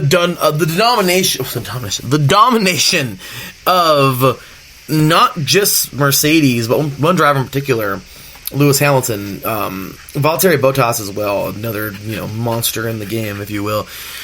But Ferrari has just been a mess. I mean, they got they would part ways with Kimi Räikkönen, and we would have Charles Leclerc, young driver, step in to drive, to be a teammate with Sebastian Vettel at Ferrari. And all season long, it has been just a debacle. Okay, Ferrari, you've heard The Extra Mile if you listen to that show, Auto Sports fans. You've heard Daryl Kinsey Jr., Lolita Camello, Caitlin Seam, and Michael Ward, as well as Mr. Matt White from time to time jumping on there as well and talking, during hot laps. They haven't said anything about Ferrari, but I don't know if he said anything on Two Wheels Wednesday either. But I'll tell you what, they have all talked, and plenty in the group as well, like our little chat group on Facebook. It has just been terrible for Ferrari this year. Well, wouldn't you know it? Charles Leclerc, this is his rookie season, if you will, in Formula 1. And he steps in for Ferrari. And he just came from Formula 2. And wouldn't you know it, his first victory ever. He almost had the victory in Australia this year in the very first race of the season, the Australian Grand Prix. And he literally, he was so close. I think it was engine failure. I forgot what happened, but his car just died on the last lap. Lewis Hamilton would pass him and win the race. Just a tough go for Charles Leclerc. And guess what? After that, it was just a bummer, because the whole season would just be a drag. We just got off the summer break, and here we are now, right back into action. And wouldn't you know it, ladies and gentlemen, the driver who said he was close friend, I'm sure he was, but I'm saying they used to race in Formula 2. He even said after the race, I read some of his quotes, didn't watch the race, but said that he pretty much grew up racing with Antoine Hubert. I want to butcher his name, but he grew up with Mr. Hubert, and he said that this race was for him. And ladies and gentlemen, Charles Leclerc would win his first ever Formula 1 race at Belgium, at Spa, for his late and great friend, Mr. Hubert. What a beautiful, amazing story. Congratulations to Charles Leclerc, and rest in everlasting peace, Antoine Hubert.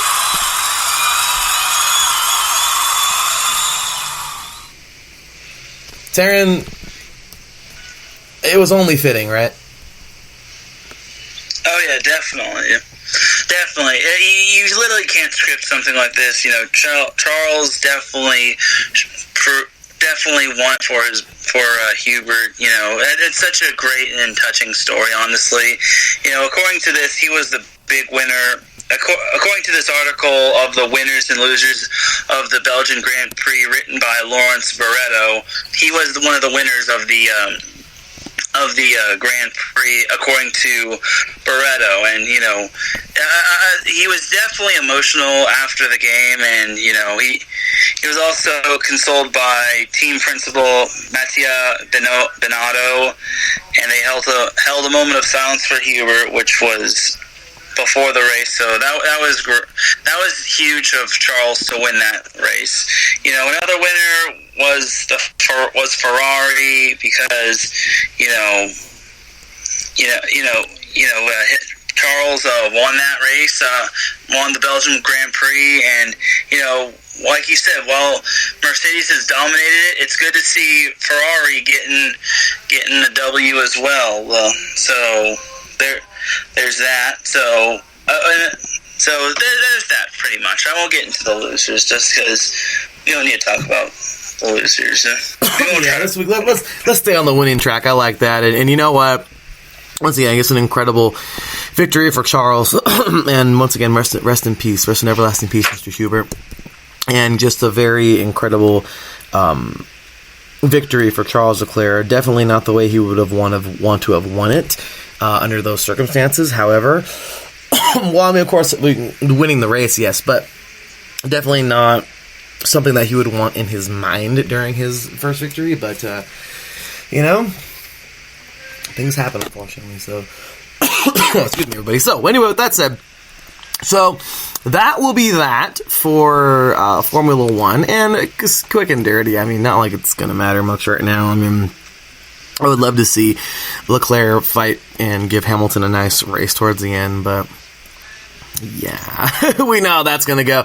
Not necessarily the easiest thing. And then we got the Italian Grand Prix coming up, so hopefully they freaking win that one. I would love to see that because Ferrari, Italy, just saying, that's kind of your home race, so I would love to see that. So, we have Italy, Singapore, Russia, Japan, Mexico, the U.S., Brazil, and United Arab Emirates, of course, Abu Dhabi, Baku, if you will. 8 races to go in the season, and, well, it's pretty much over. But, regardless, I mean, it'd be great to see somebody track down Lewis Hamilton. But in the standings here, courtesy of Formula One, the official Formula One app. Right now, Lewis Hamilton leads the charge with 268 points. Valtteri Bottas in second with 203. Max Verstappen with 181. Vettel with 169. And Charles Leclerc with 157. That's pretty much the way that's going to go. That's going right now. And then the constructor, forget about it. 471 for Ferrari. I'm sorry, for the Silver Arrows of Mercedes. Ferrari with 326, and Red Bull with 254. Yeah, we can kind of see who won that already. So, with that said, that'll be that for Formula One. Coming up in, not this weekend, but next weekend, coming up. It is this weekend. We have, of course, the Italian Grand Prix, which I'm really excited for. So, let's go. Forza Ferrari, let's do this. Hopefully we can win it. Forza Ferrari. So I'm very proud of my team, and hopefully we can get a nice victory here after the crap that we've had all season. So hopefully we get a nice victory here. So with that said, let's go ahead and move it on now into a little bit of IndyCar, which is absolutely crazy. Because last week, man, oh man, I love this. What a great victory for this guy, man. Will Power does it again. He does it again, guys. He did it again. That's right. He's got willpower. I'm just kidding. I know. Dumb joke. I'm so sorry. Okay, at least somebody laughed. Anyway, so willpower. Sorry, I said it like that again. Will Power will earn his 35th career victory and his second of the season, as he will take the checkered flag in 2019 Portland Grand Prix. Really excited for this victory. I mean, what a job. What a job. Like, seriously, what a job by this guy. And there's only one more race left, Taryn. That's it. Just one more race, and it's not for like a couple of weeks. So, IndyCar, these standings are absolutely nuts. They are bonkers. They are crazy. They are whatever you want to call them. They are absolutely insane. Because there is a chance for a good amount of first. Maybe not everybody. But right now, Joseph Newgarden, with 4 wins and 2 poles, leads the points here with 593. Alexander Rossi with 552. Simon Pagenaud with 551. Scott Dixon with 508. And there's Will Power with 469. Now, I don't think Will Power is going to be winning any championships this year. Unfortunately, being back so far, regardless, Rossi and Newgarden and Pagenaud, I don't know how many points you get by winning a race, my bad. But if you get more than the deficit, which I don't think that's the case, Newgarden has won it. But this is still, I mean, could be a close race down the no matter, well, whatever happens. Newgarden, I think he's all but sealed it up, because that's a pretty hefty space right there. It's like 40 points. Like, yeah, actually. 41 point difference, so unless you get 50 points, to win a race, I don't think that, anybody's going to win it but Newgarden. But regardless, cool little story, cool little, mix up there. And at least Will Power is showing, unfortunately too late, but, that he's quite the driver. And he's winning, making things happen. So, yeah, quick and dirty. So your thoughts, Taryn, your thoughts on this Grand Prix. Maybe not the most exciting ending that we thought we would get, but regardless, hey, you know what? Good drive by Will Power, right? Oh yeah, definitely a huge victory for Will Power. I don't remember. I think it was our last show that Will Power won a race. So that's his second. That's his second race he's won. Whenever we've scheduled the defining moment to go on a week. So it's not Illuminati. Don't worry about it. But with only one race remaining, all I gotta say is kick it into high gear and don't take your foot off the gas pedal. And yes, I'm using a lot of dad jokes. Shout out to Gabriel Montoya, who is an advocate of dad jokes. Good old Gabriel Montoya, man. So, with that said, that was courtesy of the official IndyCar app. Let's go ahead and move on now into NASCAR, because, my gosh, Taryn, if you weren't watching this race last night, I don't blame you. It was like 11-something, and it was close to about 11 o'clock here. On the East Coast, there was a rain delay in Darlington, South Carolina. And let's just say that race lasted quite a while. This race would go on to approximately 1:45 or 1:50 a.m. and South Carolina time, or Eastern time. And man, this was a freaking race. These guys would go at it. Talk about getting your Darlington stripes. I love the throwback schemes that we saw yesterday. And just what a really good race. But man, what an even better finish. Because Eric Jones, ladies and gentlemen, where's an applause button, man? Eric Jones will earn his second career victory. First of the season. You see the checkered flag in the 2019 Southern 500 at Darlington, holding off Kyle Busch. What a victory.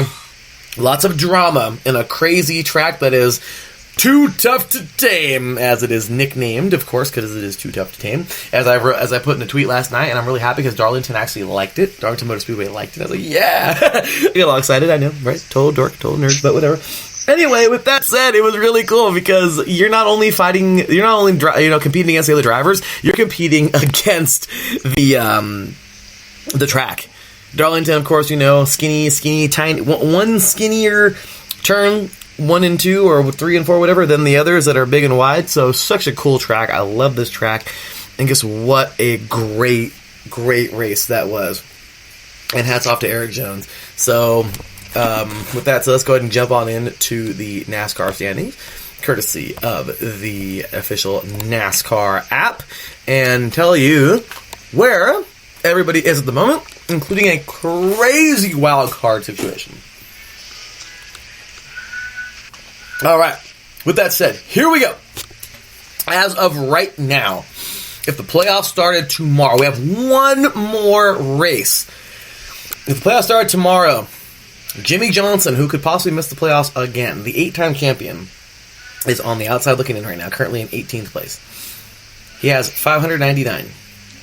Okay. 599 points. Ryan Newman, he's in 18th. 17th, we have Ryan Newman with 617. And also Daniel Suarez with 617. So we literally have a tie right now, kind of, for 16th place. I guess Daniel Suarez would be in, but it's like a tiebreaker. Those two gotta, whoever finishes higher next week goes, I believe. Then we have Clint Boyer. So the wild card drivers right now, we have Daniel Suarez and Clint Boyer. 16th to 15th. From 14th to 11th, Eric Almirola, William Byron, Eric Jones, Alex Bowman. After that, from 10 to 6th, Ryan Blaney, Kyle Larson, Chase Elliott, Kurt Busch, and Brad Keselowski. And your current top 5, Martin Truex Jr., Kevin Harvick, Denny Hamlin, Joey Logano, and and Kyle Busch. So, with that said, we have one more race to get to, and that's next week at the Brickyard for the Big Machine Vodka 400 at the Brickyard, if you will. Time to go racing in Indy. Awesome track. I love this track, and what a great way to send them off. I just think this is going to be a great race, and I'm super excited to see who finishes first. So off to a legendary track for the Big Machine Vodka 400 at the Brickyard, and there you go. So, Taryn, your thoughts on that crazy race, and of course these crazy standings as we get ready to head right on in to the NASCAR playoffs this season. So that was a huge win by Eric Jones. That was very clutch, beating Kyle Busch, was it, or was it Kurt Busch? Oh, Kyle. I get Kyle. So yeah, that was a huge and clutch win. That's probably like the biggest that could probably be the upset of the year, honestly, if meeting the required guidelines. But that's, I don't know what Jones was ranked prior to this, but Jones that must have catapulted Jones into the top 16, because if you're right about the top 16 going to the so-called playoffs, they could, that's a huge win for Eric Jones right there. Despite it only being his first win of the season, it couldn't have come at a better time. I'm pretty sure races at the Brickyard, the winner of the race at the Brickyard kisses the bricks and then pretty much gets doused with a jug of milk. I'm not sure. That's IndyCar, my friend, but you're close, yes. That's only IndyCar. Yeah, but bottom line is that it's going to be a great race. The Brickyard is obviously a great place to race at, and I can see those racers kicking it into overdrive. Absolutely, that weekend. It's going to be a great weekend of racing, and by the way, that was courtesy of the official NASCAR app. But really kicking it into overdrive today is a race that I am so excited for, especially for one driver, and I really hope that, I really, really, really hope that, well, as a matter of fact, you know what, let me take a quick look here. I just want to double check something before I go ahead and talk about this, and we have the finals getting ready to go. So, in the U.S. Nats, yeah, that's right, y'all, the crown jewel, as you just heard right now, Taryn talking about the winner getting doused with milk. That is the Indy 500. On Memorial Day weekend, we have the crown jewels, or one of the crown jewels, of all, well, there's four in my opinion, the big four I like to call it. No disrespect to IMSA, because I love IMSA too, and of course we know the crown jewel of that is the Le Mans, or the 24 hours of Le Mans. But on the same day, Memorial Weekend in May, we have, of course, the huge three races. Of course, Formula One starting us off with the Monaco Grand Prix. Then we have the Indy 500. That's, of course, where the driver will, drink the milk at the end of the race, the winner. And then we have the Coca-Cola 600, which is the longest race of the year in NASCAR. The race is almost 4 hours long, or around 4 hours long. And then, of course, the big one on that same, the big one for the NHRA is the U.S. Nats. The U.S. Nationals going on every Labor Day weekend. And today, well, they're going right now. We had all the qualifying and everything all finished up. And courtesy of courtesy of the NHRA, or NHRA, the Twitter, NHRA Twitter, at NHRA, we have here the finals getting underway pretty soon here. The semifinals were all said but done. And here we are. So we are officially I'm on the Twitter account right now for the U.S. Nats, and let's take a look here. So we have Billy Torrance, father of course, Steve Torrance, taking on Doug Kalita in the semis for Top Fuel. We also have in Funny Car, Jack Beckman taking on John Force. Let's go, John! Next up, we have Alex Laughlin taking on Erica Enders in Pro Stock Final. Oh, actually, that's it's in the final for Pro Stock. Then also in the final, we have Andrew Hines taking on, let's see, who is this? Oh, Jerry Savoy in the finals there. And that's all we know for right now. So, well, that's all I know at the moment. So let me go ahead and get on over to the NHRA website, because there's one driver. It's been such a crazy weekend, I haven't even been able to track down the U.S. Nats. But I'll tell you right now, there's one driver, and I'm about to find this out live on air, so you're going to hear me be like bummed if he's been eliminated already, and you're going to hear me really excited and kind of bummed at the same exact time, because he'll be facing John Force if he already has advanced to the final, which of course I'm a big John Force fan, but I also want this guy to win it very much, because he's never done it in his career. He's won championships, but he's never won a U.S. Nats, and oh my gosh, I want him to win a U.S. Nats. So, here we go. Let's go ahead and go on into the U.S. Nats and take a look at these ladders and see who's going where, and unfortunately, I don't see any. So, it looks like... Yeah, they didn't even put it up yet. So, unfortunately, that's going to be that. But... Oh, here we go. I found it. So, in the U.S. Nets, there's one driver in particular that I am so excited to win a U.S. Nets one day. He's in Funny Car, and I am looking through the names right now. And he was eliminated in the first round. Gosh darn it. And that man is Ron Capps. He's somebody who's never won this race. He's won championships before, but this is the crown jewel. And this is one thing that Daryl and I talked about before. But real quick, Taryn, answer me this question. Okay? Taryn Rodriguez is a legendary race car driver. Legendary. Or not maybe not legendary, but pretty dang good. Won some championships in your day, won some big races. But Taryn, you've never won the big one. Of course, championships are championships. Awesome. But the big one, the one that everyone looks to like the biggest, the Daytona 500, the Monaco Grand Prix, Indy 500. You know, you don't necessarily win the championship if you win those races, but they're considered some of the crown jewels of those specific autosports series. Taryn, it's a bummer, but if you don't ever win, I'm not trying to say he doesn't, because I want him to, but not winning the crown jewel event, but winning championships in other races, is that basically overriding that crown jewel? Like, if you never did win it, once again, I hope Ron Capps does, but if he didn't ever win it, is that still is his career not 100% complete because he didn't win that crown jewel? Or do you feel that the other way around? The driver that has won that crown jewel before goes into history for that crown jewel event, but doesn't ever win a championship. Which driver do you think is the incomplete? Or do you feel, honestly, Terry, that there is no incomplete there? You know, I think there's no incomplete. You know, sometimes things just don't go your way, and, you know, sometimes races don't go your way.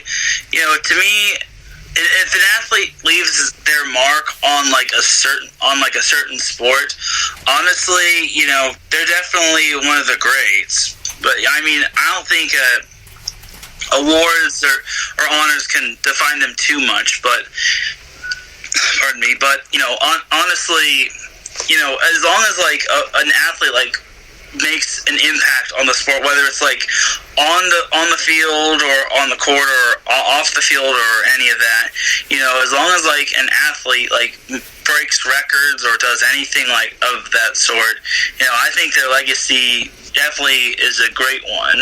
And I don't think too many I think people get wrapped up in awards too much to the point where they miss what the athlete does on the field. I think awards just blind people to the truth sometimes. That's just my take, though. And that's a good take, Taryn, because I'm not trying to say that he won't ever win the U.S. Open, the U.S. U.S. Nationals, but just in case he didn't ever win it, the man has won, I think, one, I don't know how many, but he's won NHRA championships before in Funny Car. I don't know about any other class in NHRA, but he's already, that's like saying, you know, you've won Super Bowls before, but let's just say Thanksgiving Day was a really hyped up thing, and oh man, if you won on Thanksgiving Day, that's the big, that is super looked at. It's just a game that you just gotta win. You know, it's oh man, if you guys, I mean, once again, that's not how the NFL is. Just saying, that's the big one. Oh man, you gotta win on that day. If you're an athlete who's won 1 or 2 Super Bowls, but you've never won on Thanksgiving Day, if it was really all that hyped up, I mean, honestly, is that ring more than that crown jewel? Or is that crown jewel something that you just really, really wanted, even if you did win that ring? So it was kind of that thing, you know what I mean, Darren?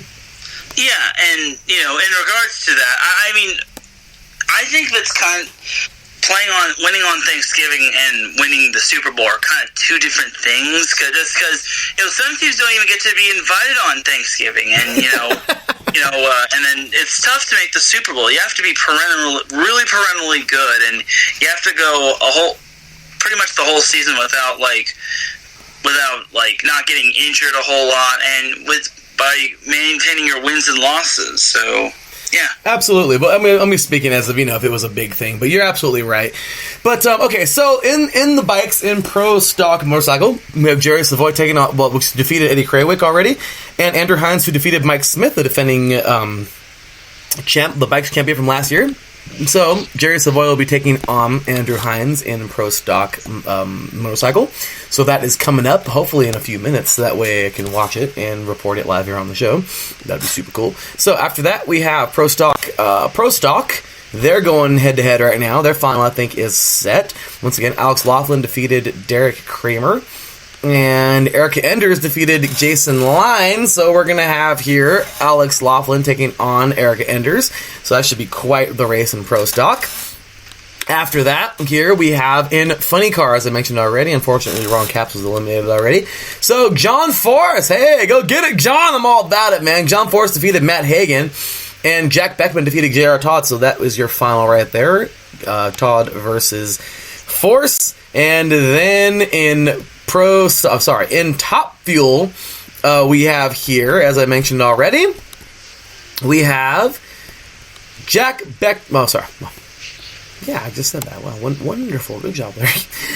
Top Fuel, as I mentioned already, it is all set to go. We have Doug Coletta, who defeated Austin Prock, and Billy Torrance, who defeated Antron Brown, as Doug Coletta will defeat. I don't think he will. I think it'd be a really good race. Billy Torrance, of course, like I said, dad to Mr. Steve Torrance. So we got Doug Coletta taking on Billy Torrance, and that's all to come right now, like in live time. So hopefully I can find it here on TV and watch it, and we'll give those stats to you then. But anyway, we're going to take ourselves a quick break. When we come back, plenty more sports. It's the final hour of the show, and we got so much more to go. We have, let's see here, the soccer press, which I'm not going to do too much of that today. We're going to go kind of just run around through the soccer press and, just kind of run around really fast through that. Got some big upsets to talk about in women's soccer. We have here some WNBA to get on into, as well as some NCAA volleyball, some boxing. Oh yeah, that little thing, the UEFA Champions League draw to get into, and some interesting results in the U.S. Open. So, with that said, this is me, your boy Larry B. and Taryn Rodriguez. You are tuned in live to the defining moment right here on IE Sports Radio, your direct feed for all that is sports. We'll catch you right after this.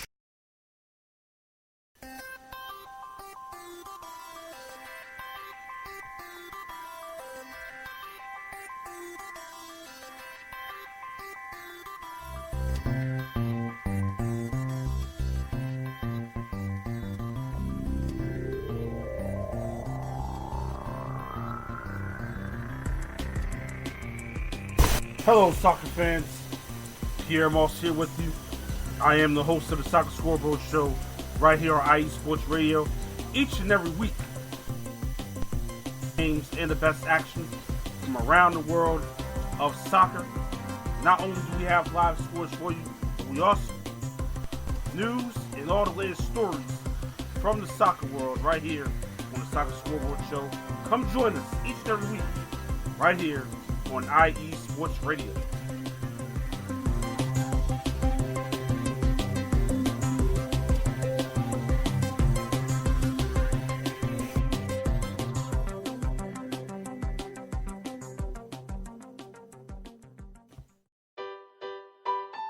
Hi everybody, it's Calvin here from USRN, here to give you an important message. Since 2017, we have done our absolute best to provide you with nothing but the highest quality of sports calls in the greatest of quantity possible. Thanks to you, our station has grown more than we ever thought. That's why, with your help, we would like to grow even further. Just think, twice the amount of your favorite calls, 24 hours of coverage, talk shows, play-by-play, game-by-game analysis, and so much more. That's right, USRN2 is officially in development. But we can't do it alone. We have set up a GoFundMe page that you can access from our homepage on the left of your screen. We also are planning special giveaways and prizes to our highest owners. Our goal here at USRN is to bring you the best calls possible at no cost to you. In order to continue to do that, we need your help now. Please check out our GoFundMe page, and if you would like to know how you can help, you can email usrnradio@gmail.com. Without your support, we couldn't do what we do.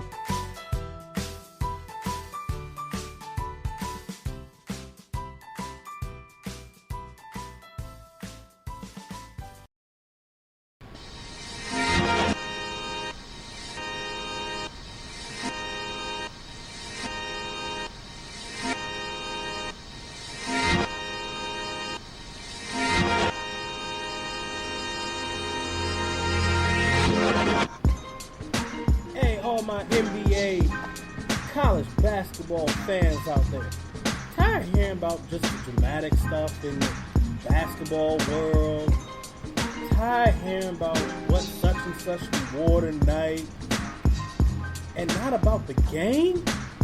Hey, leave all of that alone, because on Wednesday nights I got this show called Fast Break with Phil Jones here on the IE Sports Radio. And all we talk about is straight basketball, from where it comes down to the NBA, the NCAA, and even the WNBA. I don't discriminate. I give all my NBA, my basketball, whatever you want with sports, to the slam dunks, to the three-pointers, to the teardrops, to the game winners. I'm there. I'm speaking about it. I have a debate. I have my panel.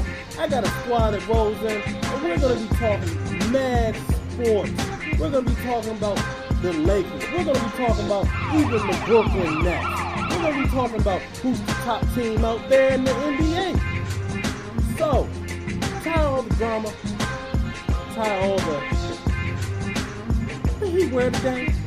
What kind of shoes he had? Forget all that. Just come over. Fast Break with Phil Jones here on IE Sports Radio every Wednesday night at 8 Eastern, 5 p.m. Pacific time, y'all. So, yo, tune in.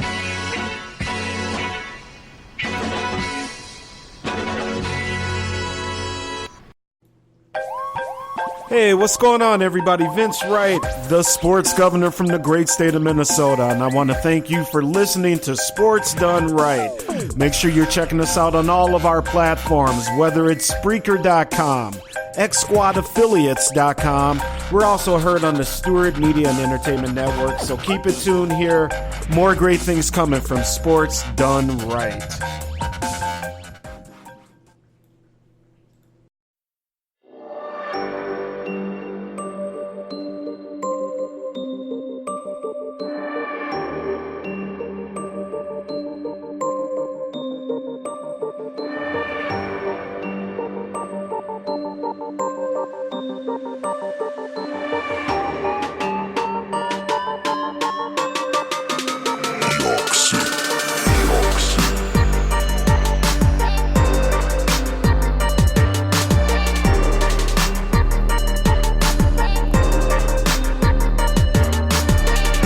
From the home plate to the nets, the end zone to the finish line, here nothing is off limits and no sport is safe.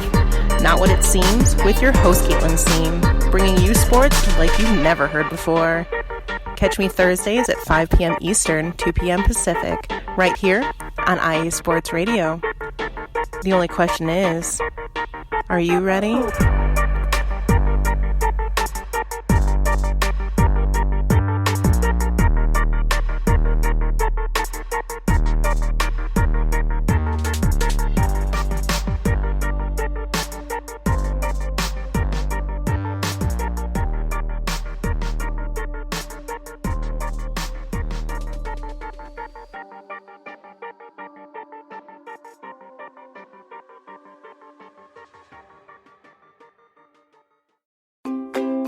Were you listening to a great game on USRN, but then the Wi-Fi crashed in the final seconds?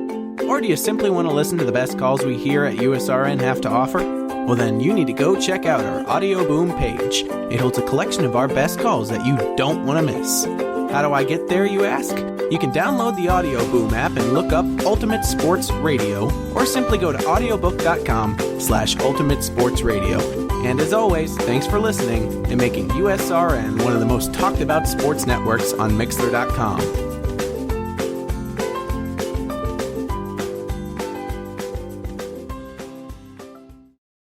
Here comes the pitch, and it comes in wide.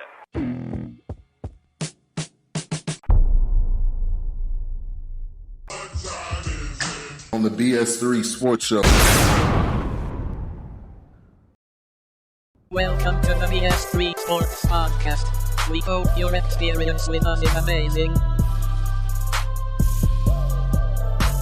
Sports talk, comedy, social issues, and more. BS3 is the best source. Can you dig it, son?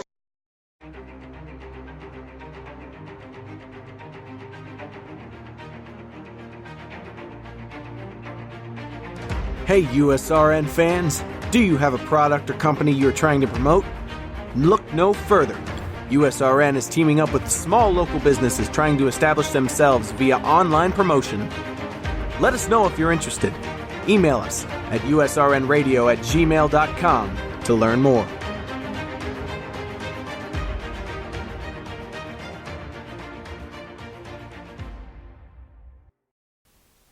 Attention, all sports fans! If you're someone who wakes up each morning with lists of sporting events to go along with your to-do list for the day, then you just might be a diehard. The world of sports is as vast as the ocean is deep, including the major leagues, the minor leagues, the college, and everything in between. This is me, your boy Larry B of IE Sports Radio, welcoming you to join me every Monday evening at 4 p.m. Pacific, 7 p.m. Eastern on The Defining Moment, a show that focuses on what really matters in the sports world, sports themselves, and nothing outside of them. Once again, tune in for The Defining Moment with me, your boy Larry B, every Monday evening at 4 p.m. Pacific, 7 p.m. Eastern on IE Sports Radio, right here on Spreaker.com. We'll see you there. That's right, ladies and gentlemen, right here on Spreaker.com, IE Sports Radio, your direct feed for all that is sports. So, first things first, Taryn, we have 44 minutes to get through a whole bunch of craziness. Are you ready? Of course, I was born ready. Let's do this then, man. Here we go. First things first, off to the soccer press portion of the show.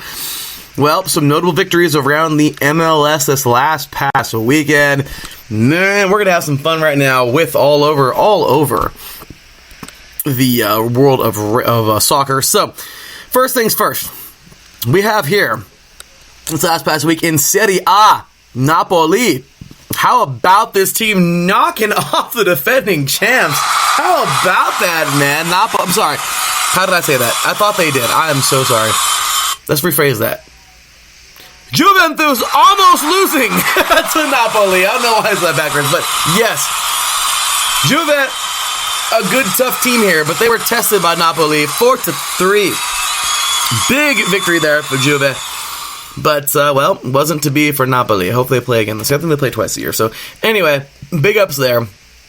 Also, we have the draw we're going to get into in a little bit here in this last past week. But congratulations to all of the winners. Club Brugge, I think that's how you say it. Ajax Amsterdam, of course, and AC Sparta, as well as Dynamo Zagreb, Olympiacos, and, of course, the Red Star Belgrade, or Red Star Belgrade. They will be the final teams in after the playoffs to get on into the UEFA Champions League. So, also some notable victories in the Brazilian League, if you will, the Campeonato Brasileiro.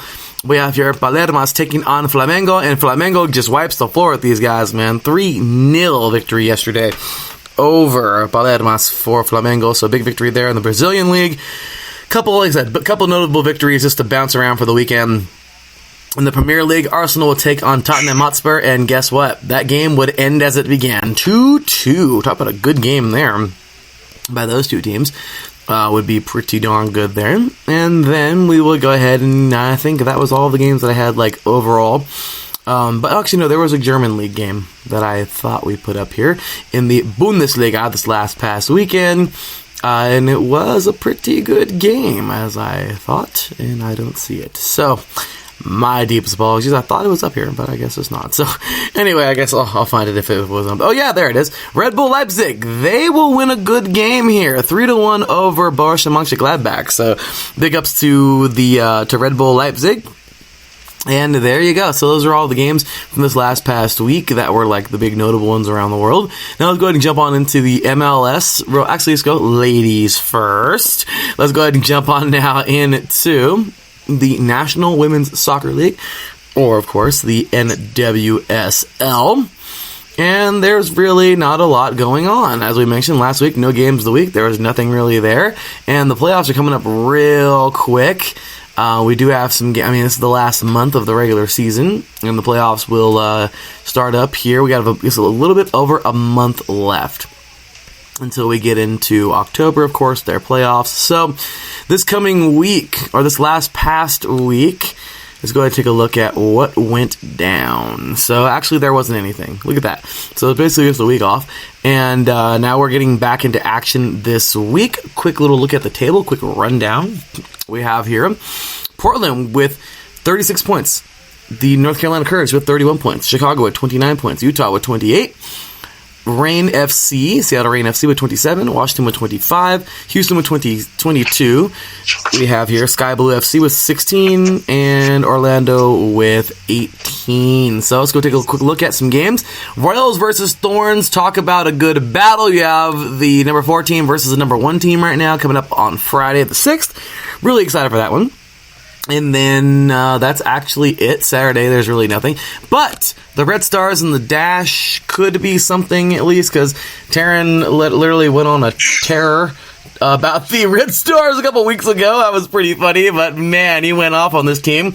Will they be able to beat the Houston Dash? I mean, they're near the bottom, but they're not necessarily there. They're in 7th out of 9 teams. But Taryn, I don't know. This could be quite the game. But other than that, there's literally no more, except for that one on Friday, the Royals versus the Thorns. But if you want to elaborate on Chicago and what could possibly be yet another tough loss for this team, your thoughts on the NWSL as of this very moment? So, definitely. The Chicago Red Stars versus the Houston Dash is definitely going to be a matchup to watch for. The Red Stars have definitely taken their lumps quite a bit. They lost 3-0 to the Thorns, and they had that atrocity game against the Pride, and then they also lost to Sky Blue as well. 2 games that they should have probably won.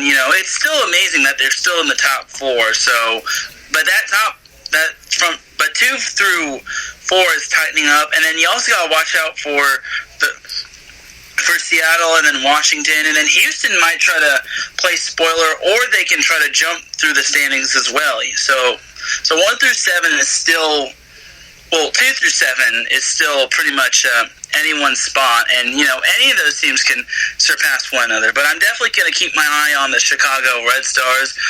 I mean, the Red Stars have definitely got to get some wins going.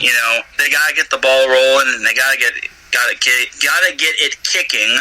Otherwise, they're going to be kicking themselves for all the losses they've accumulated. So honestly, they're kind of running out of time. They still have plenty of time left, but they were once one of the top few teams in the NWSL.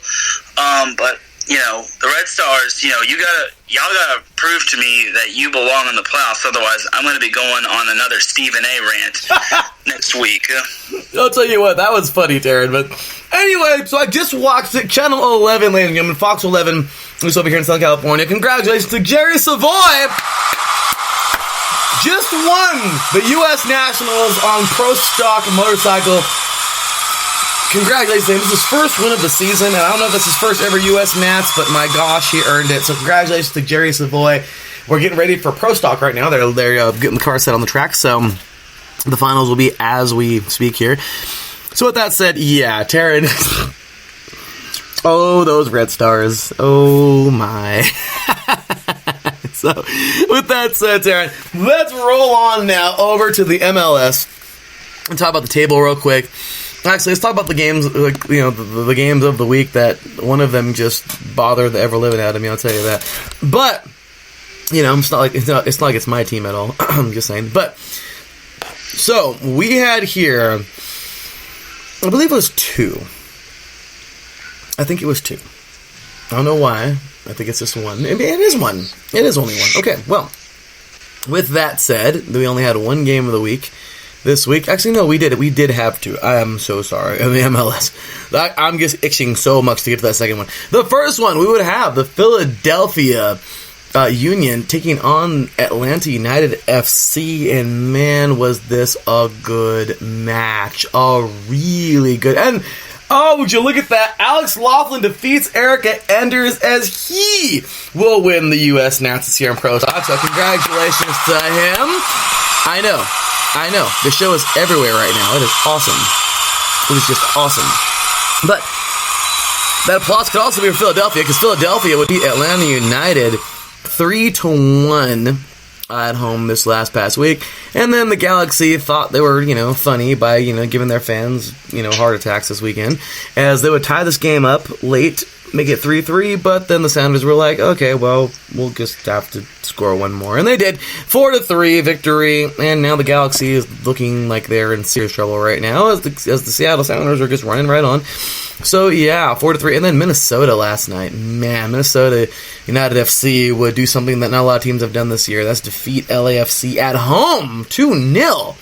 So, looking at the shakeup here on the tables, well, on the table we have in the East, courtesy of the ESPN SportsCenter app, we have in the East the top 6, Philadelphia with 51 points, NYCFC with 50 points, Atlanta United FC with 48 points, DC United with 42 points, and New York, the New York Red Bulls with 41 points, and the New England Revolution with 39 points.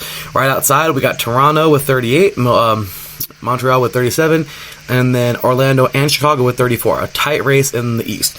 Wish you could say the same for the West, at least for the first place. First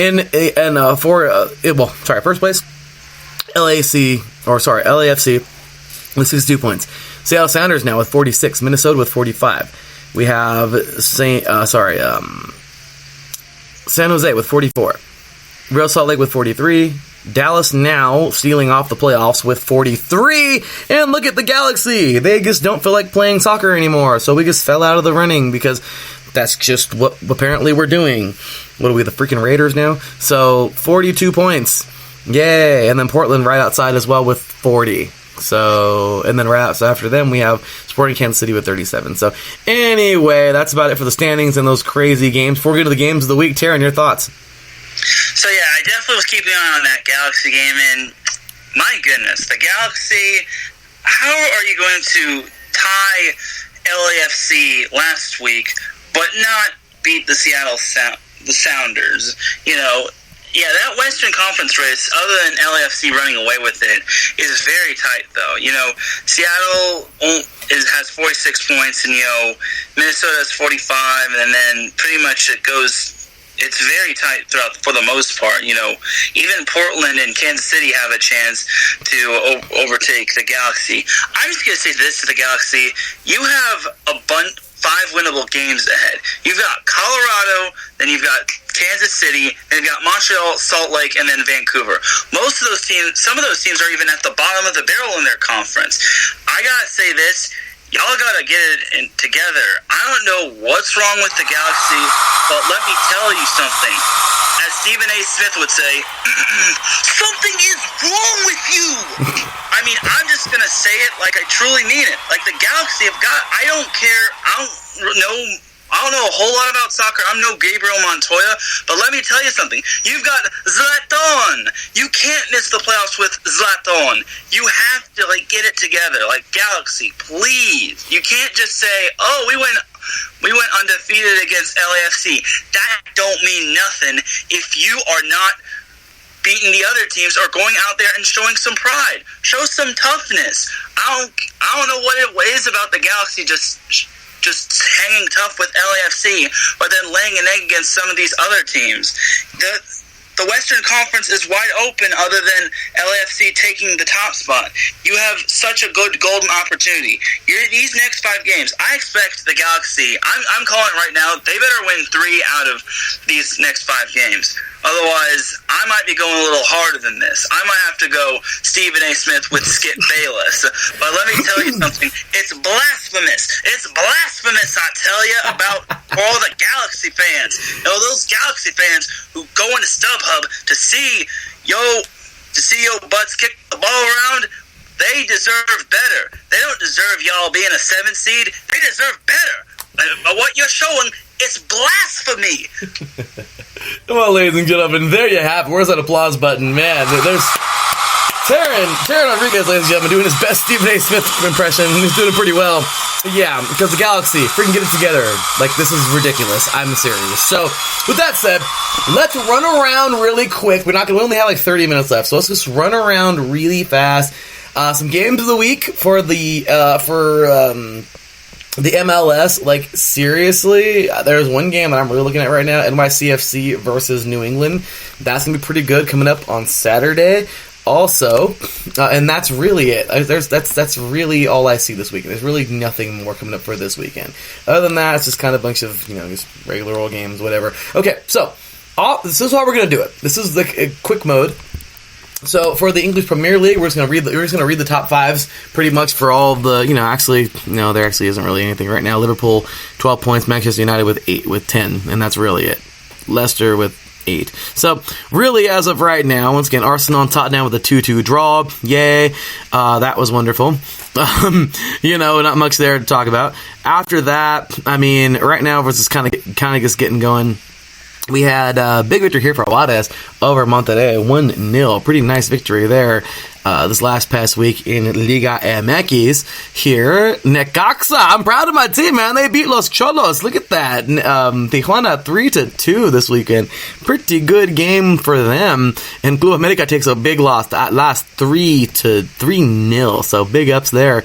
We could actually read that top 5 because they're actually, more than a couple games in. So after, let's see here. I didn't say the Premier League. I said the Liga MX. Okay, here we go. So, after 8 games or 7 games, depending on, however deep, certain teams haven't played yet.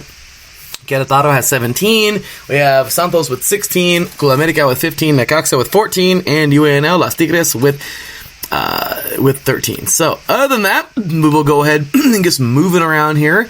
Let's see, where else were we headed? La Liga, there was nothing really important there. Nothing, like literally nothing. Just saying, we don't have Real Madrid versus Barcelona yet, so guess what? There's really no games the week coming up. Nobody's in jeopardy just yet. In the Bundesliga, I don't really see anything. Actually, no. Borussia Dortmund and Bayern Leverkusen will be a great match to watch out for on Saturday. So that's going to be I think that's going to be a very good match coming up. In Serie A, there's really nothing there either because there's nothing crazy going on just yet. No big hitters hitting no big hitters just yet. And then they got this weird break going on right now, so they don't even play for the next 2 weeks, or like the next week. So other than that, that's it. Ligue 1, I don't even know the league good enough to know about the rivalries, but as of right now, I think anybody versus PSG is basically the recipe. Beat them. They're tied right now with 4 different teams for the first place, but it's early on in the season. You know how that goes. They'll probably roll sooner or later. But we'll keep an eye on that league and plenty of other leagues around the world. So unfortunately, we got to move because it's quick. We got a little bit of time. So going on to the UEFA Champions League draw, we have here the official. This is courtesy of the Champions League at Champions League. Let's go ahead and read this off really quick and give you the groups, and then I'll ask Taryn what he thinks about who the winner of these groups are going to be. So, we have here right now in Group A, PSG, Real Madrid, Club Brugge, and Galatasaray, I believe is how you say it. Then in Group B, Bayern Munich, Tottenham Hotspur, Olympiacos, and Crevin Zvezda, I believe. Then in Group C, Manchester City, Shakhtar Donetsk, Dynamo Zagreb, and Atalanta. In Group D, Juventus, Atletico Madrid, Leverkusen, and Lokomotiv Moscow. Or Moskva, I believe. In Group E, Liverpool, Napoli, Salzburg, and Genk. In Group F, Barcelona, Borussia Dortmund, Inter Milan, and Slavia Praha, I believe. In Group G, oh my gosh, it just happened, ladies and gentlemen! John Force just won the freaking U.S. Nationals. Yes. Yes, I'm so proud. He just won his 100. Keep that applause going. He just won his 150th freaking race a couple weeks ago, and here he is yet again winning his 151st race and winning the U.S. Nationals. This is his 5th time winning this event. I'm so freaking proud of it. Let's go, John Force. Yeah, I had a fan moment on there. I don't care. How about that, Taryn? Yeah, that's right. That's me going total fan mode from broadcaster. What do you think, man? That's amazing. Jumping from Larry is excited about this when he's jumping from the whole Real Madrid I'm sorry, not this whole soccer tournament to back to the NHRA with John Force winning this national championship. That's amazing, though. Shout out to all the Force family. Brittany Force is starting to make her name known as well, because and she's from Yorba Linda, so shout out to Orange County. I love her. I do. I love her so much. She's amazing. She really is. But big ups. He just went off. I have it on mute right now, but I have to rewind all of this because I can't wait to see. He literally gave a big old freaking speech in front of the camera right now. But that's John. John Forrest is the man of a million words. I don't even care. A million's not even enough. He has more words than you can imagine, and he's amazing. So yeah, I'm so proud of him. He just won right now. I'm so proud of him. But anyway, we only have 25 minutes left. So Group G, Zenit, Benfica, Lyon, and Leipzig. And then Group H, we have Chelsea, Ajax, Amsterdam, Valencia, and LOSC, or however that is, LOCS. So anyway, there we go. Don't got a lot of time to weigh in on it, but best of luck to all those teams. I'm just going to say it right now. I think Juve is probably going to win the whole thing. I really do think they're going to win it. But regardless, it should be a great tournament this year. We'll keep you updated on all of that moving forward. Anyway, other than that, let's go ahead and just jump into some college soccer because we had some major upsets this weekend, and unfortunately, they're both over the same team from two rivals. So, real quick, Taryn, you know it, I know it, you tweeted about it, I saw it as well, I tweeted about it. So, on Saturday, or I believe it was on Friday, I forgot when it was, the Bruins pulled off quite the victory, defeating... and they were in Florida, at Florida State, at Tallahassee, defeating number 4. UCLA will defeat number 1 Florida State 2-1. Well, upset complete. That sucks for them, but it is what it is. Taryn, the very next 2 days later, USC now goes into Tallahassee, and guess what happens? 3-2 victory.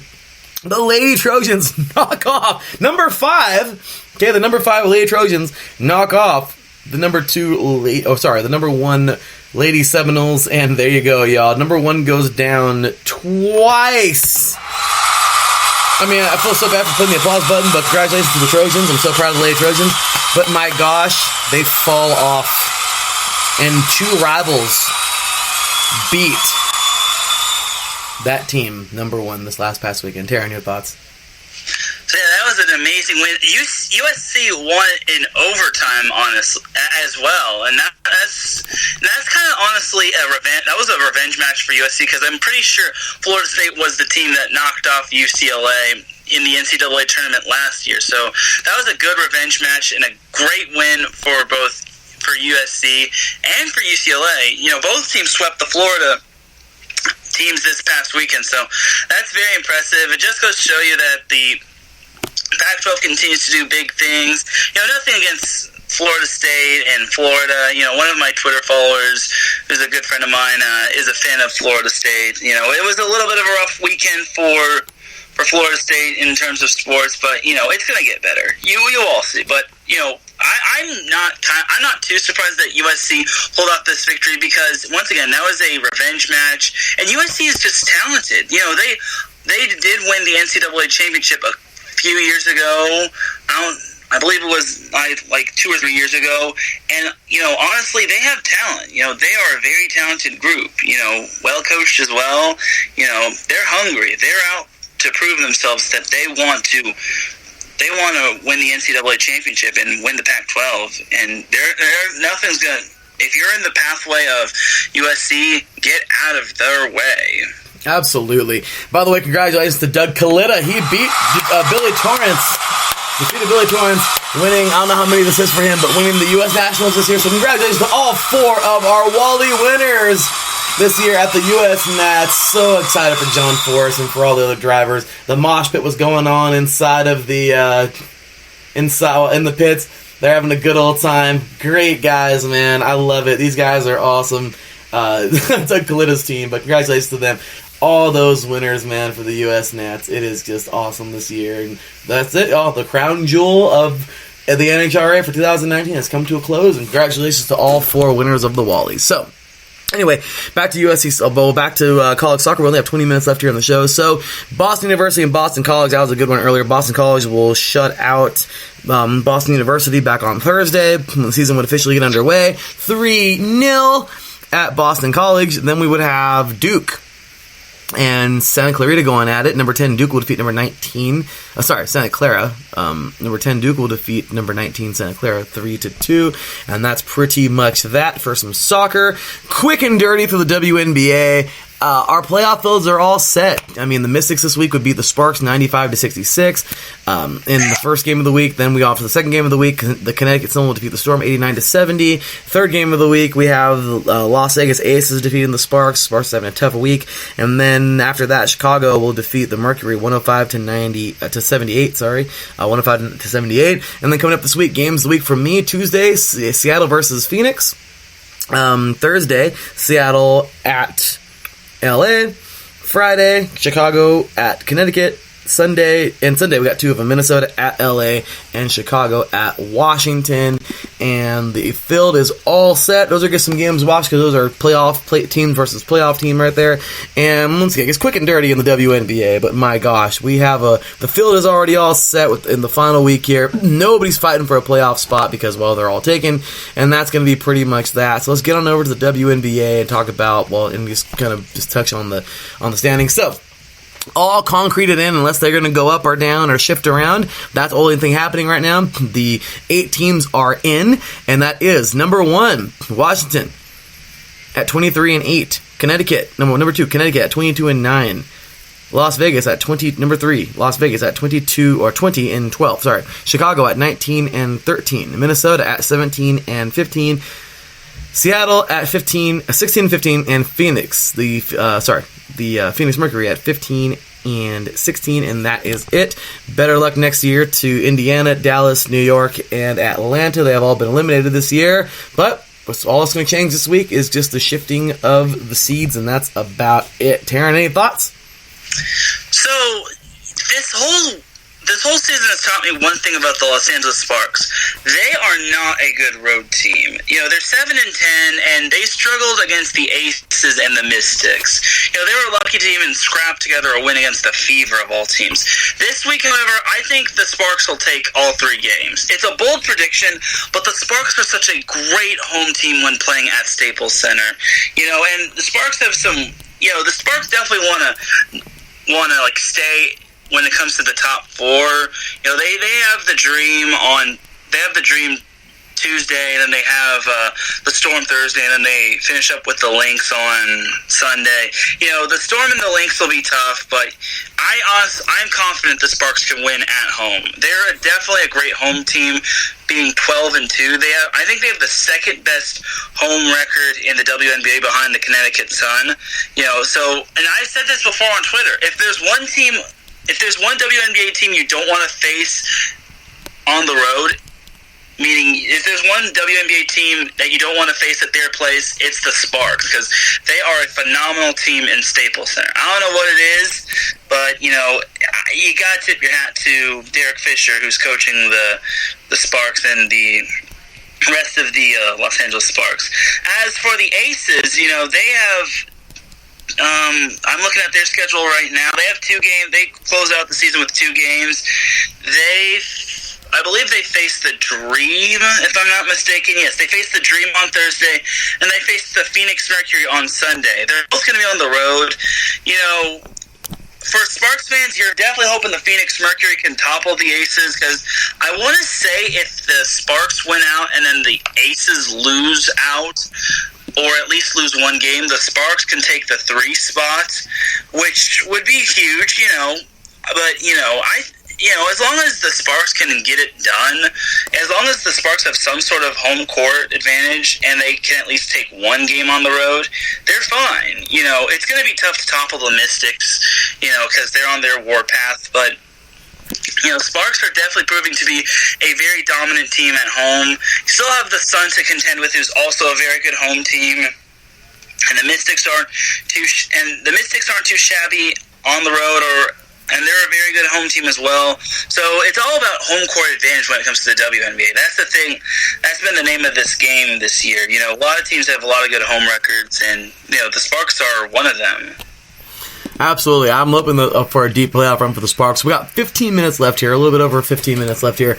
Let's go ahead and jump right on into a little specialty from Taryn. This past week, oh my gosh, it was insane. As Florida State would fall in soccer, while their women's volleyball team. What was that? Florida State fell in football and women's soccer. Absolutely, they did. They also fell in football as well to Boise State. Well, their women's volleyball team didn't let them down, as they would sweep number 3 Minnesota. Look at this, 25-17, 26-20, and 25-21. Sweeping this team. Talk about a big victory there. As well as Iowa sweeping number 22 Washington. Don't have the scores for those 3 sets, but totally big upsets there. Hats off to those 2 teams. Awesomeness. And of course, we'll talk about, actually don't have a whole lot to talk about right now. I mean, we can get some games the week next week for you, but sorry, I guess I wasn't prepared today. It's been a rough week. Again, my apologies. But Taryn, your thoughts on these 2 upsets in the NCAA volleyball world in opening week?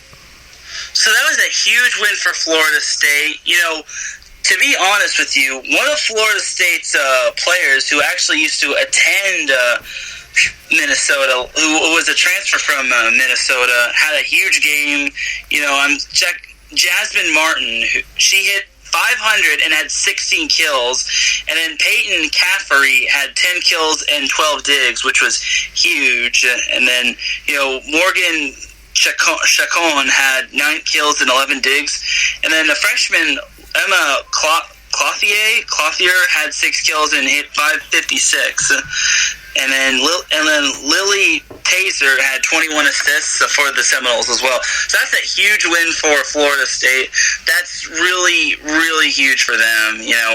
As for Minnesota, I'm kind of not surprised, because I don't mean to say this in a negative way, but I think Minnesota is one of the most overhyped teams in women's volleyball. Last year, they made the Sweet 16, and then they got knocked out by Oregon. Nothing against Oregon. Oregon is a phenomenal team from the Pac-12, and they finished tied for second with USC. But Minnesota, I think they won the Big Ten last year, and then they pretty much underachieved last year in the NCAA tournament. So, honestly, you kind of have to wonder. You really have to wonder when it comes to Minnesota and their team. Are they really for real? Because, again, nothing against Minnesota, but everyone puts big expectations, but then when it comes to the postseason, poof, they're gone. And maybe they just need Michael Thompson, who went to University of Minnesota, to talk to them, because he's a Gopher alumni as well. And Michael Thompson gives some good pregame speeches as well, from what I hear. Another upset that occurred this past weekend was Hawaii. They went 3-0 and they won the Hawaii tournament in Honolulu, as they beat number 21 ranked San Diego in a grueling 5 sets on Friday. And then on Sunday, they beat Washington in 4 sets. And also Saturday, they struggled a bit. They beat St. John's in 5 as well. So that was huge for Hawaii. Honestly, Hawaii is such a tough place to win at, though. Hawaii is, if you've been to a Hawaii volleyball game, whether it's men's or women's, and it's at Hawaii, or the Stan Sheriff Center. Woo! Those fans are passionate.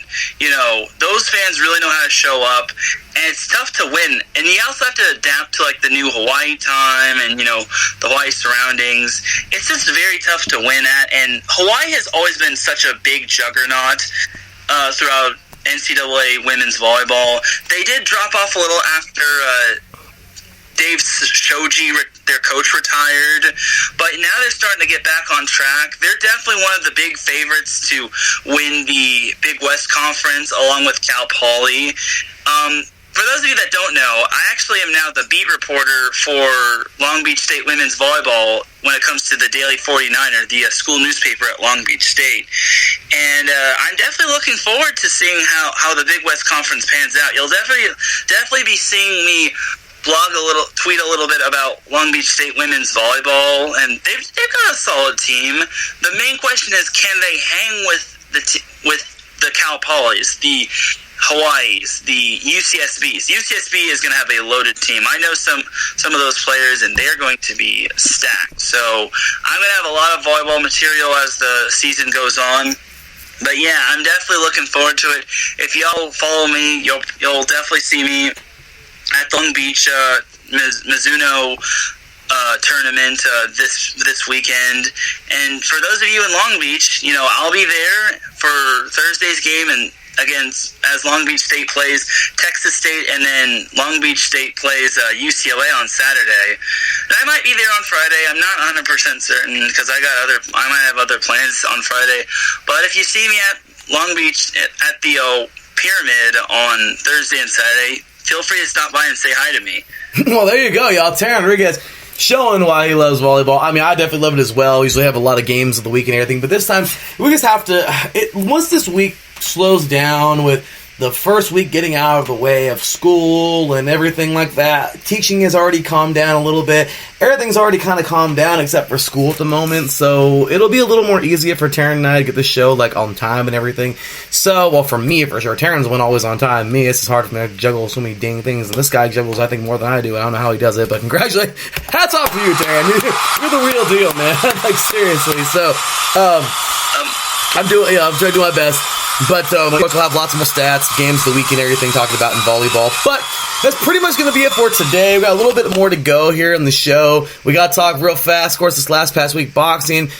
Vasily Lomachenko just does it again. This guy's a freaking monster. He will win. Okay, so this past week, he will defeat Campbell, and he will defend his WBO and his WBA lightweight championships. And he is now, because he was the winner of the vacant WBC. WBC. He is the winner now of. Or I don't know if it was vacant. I don't know if it was Campbell's. I have no idea. But he is. I forgot what it was. But regardless, he now holds 3 of the 4 belts in the light heavyweight division. So it's kind of a big deal. I want him to fight Kami now because Kami has the last belt that he needs the IBF, and it'd be cool to see one of those fighters unify. If Kami were to defeat Lomachenko, if Lomachenko were to defeat Kami, it'd be cool to see those two, something like that. Regardless, it should be awesome, and I'm really excited to see, that fight happen, because why not? Unify the titles. Anyway, so that's it. Lomachenko just does it again by unanimous decision. Hats off to Campbell by lasting the whole fight, by the way.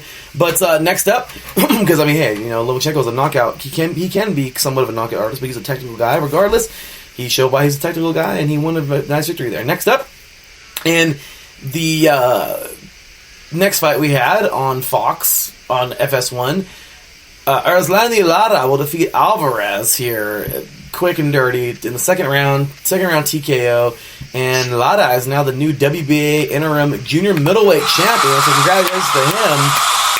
And big victory there. And that is that for some boxing talk. And a little bit more to go. And now let's talk a little bit of U.S. Open. As I see here a couple different reports, the top stories from the week, or from at least the last, this one's 17 hours back. This is courtesy of Sports Illustrated.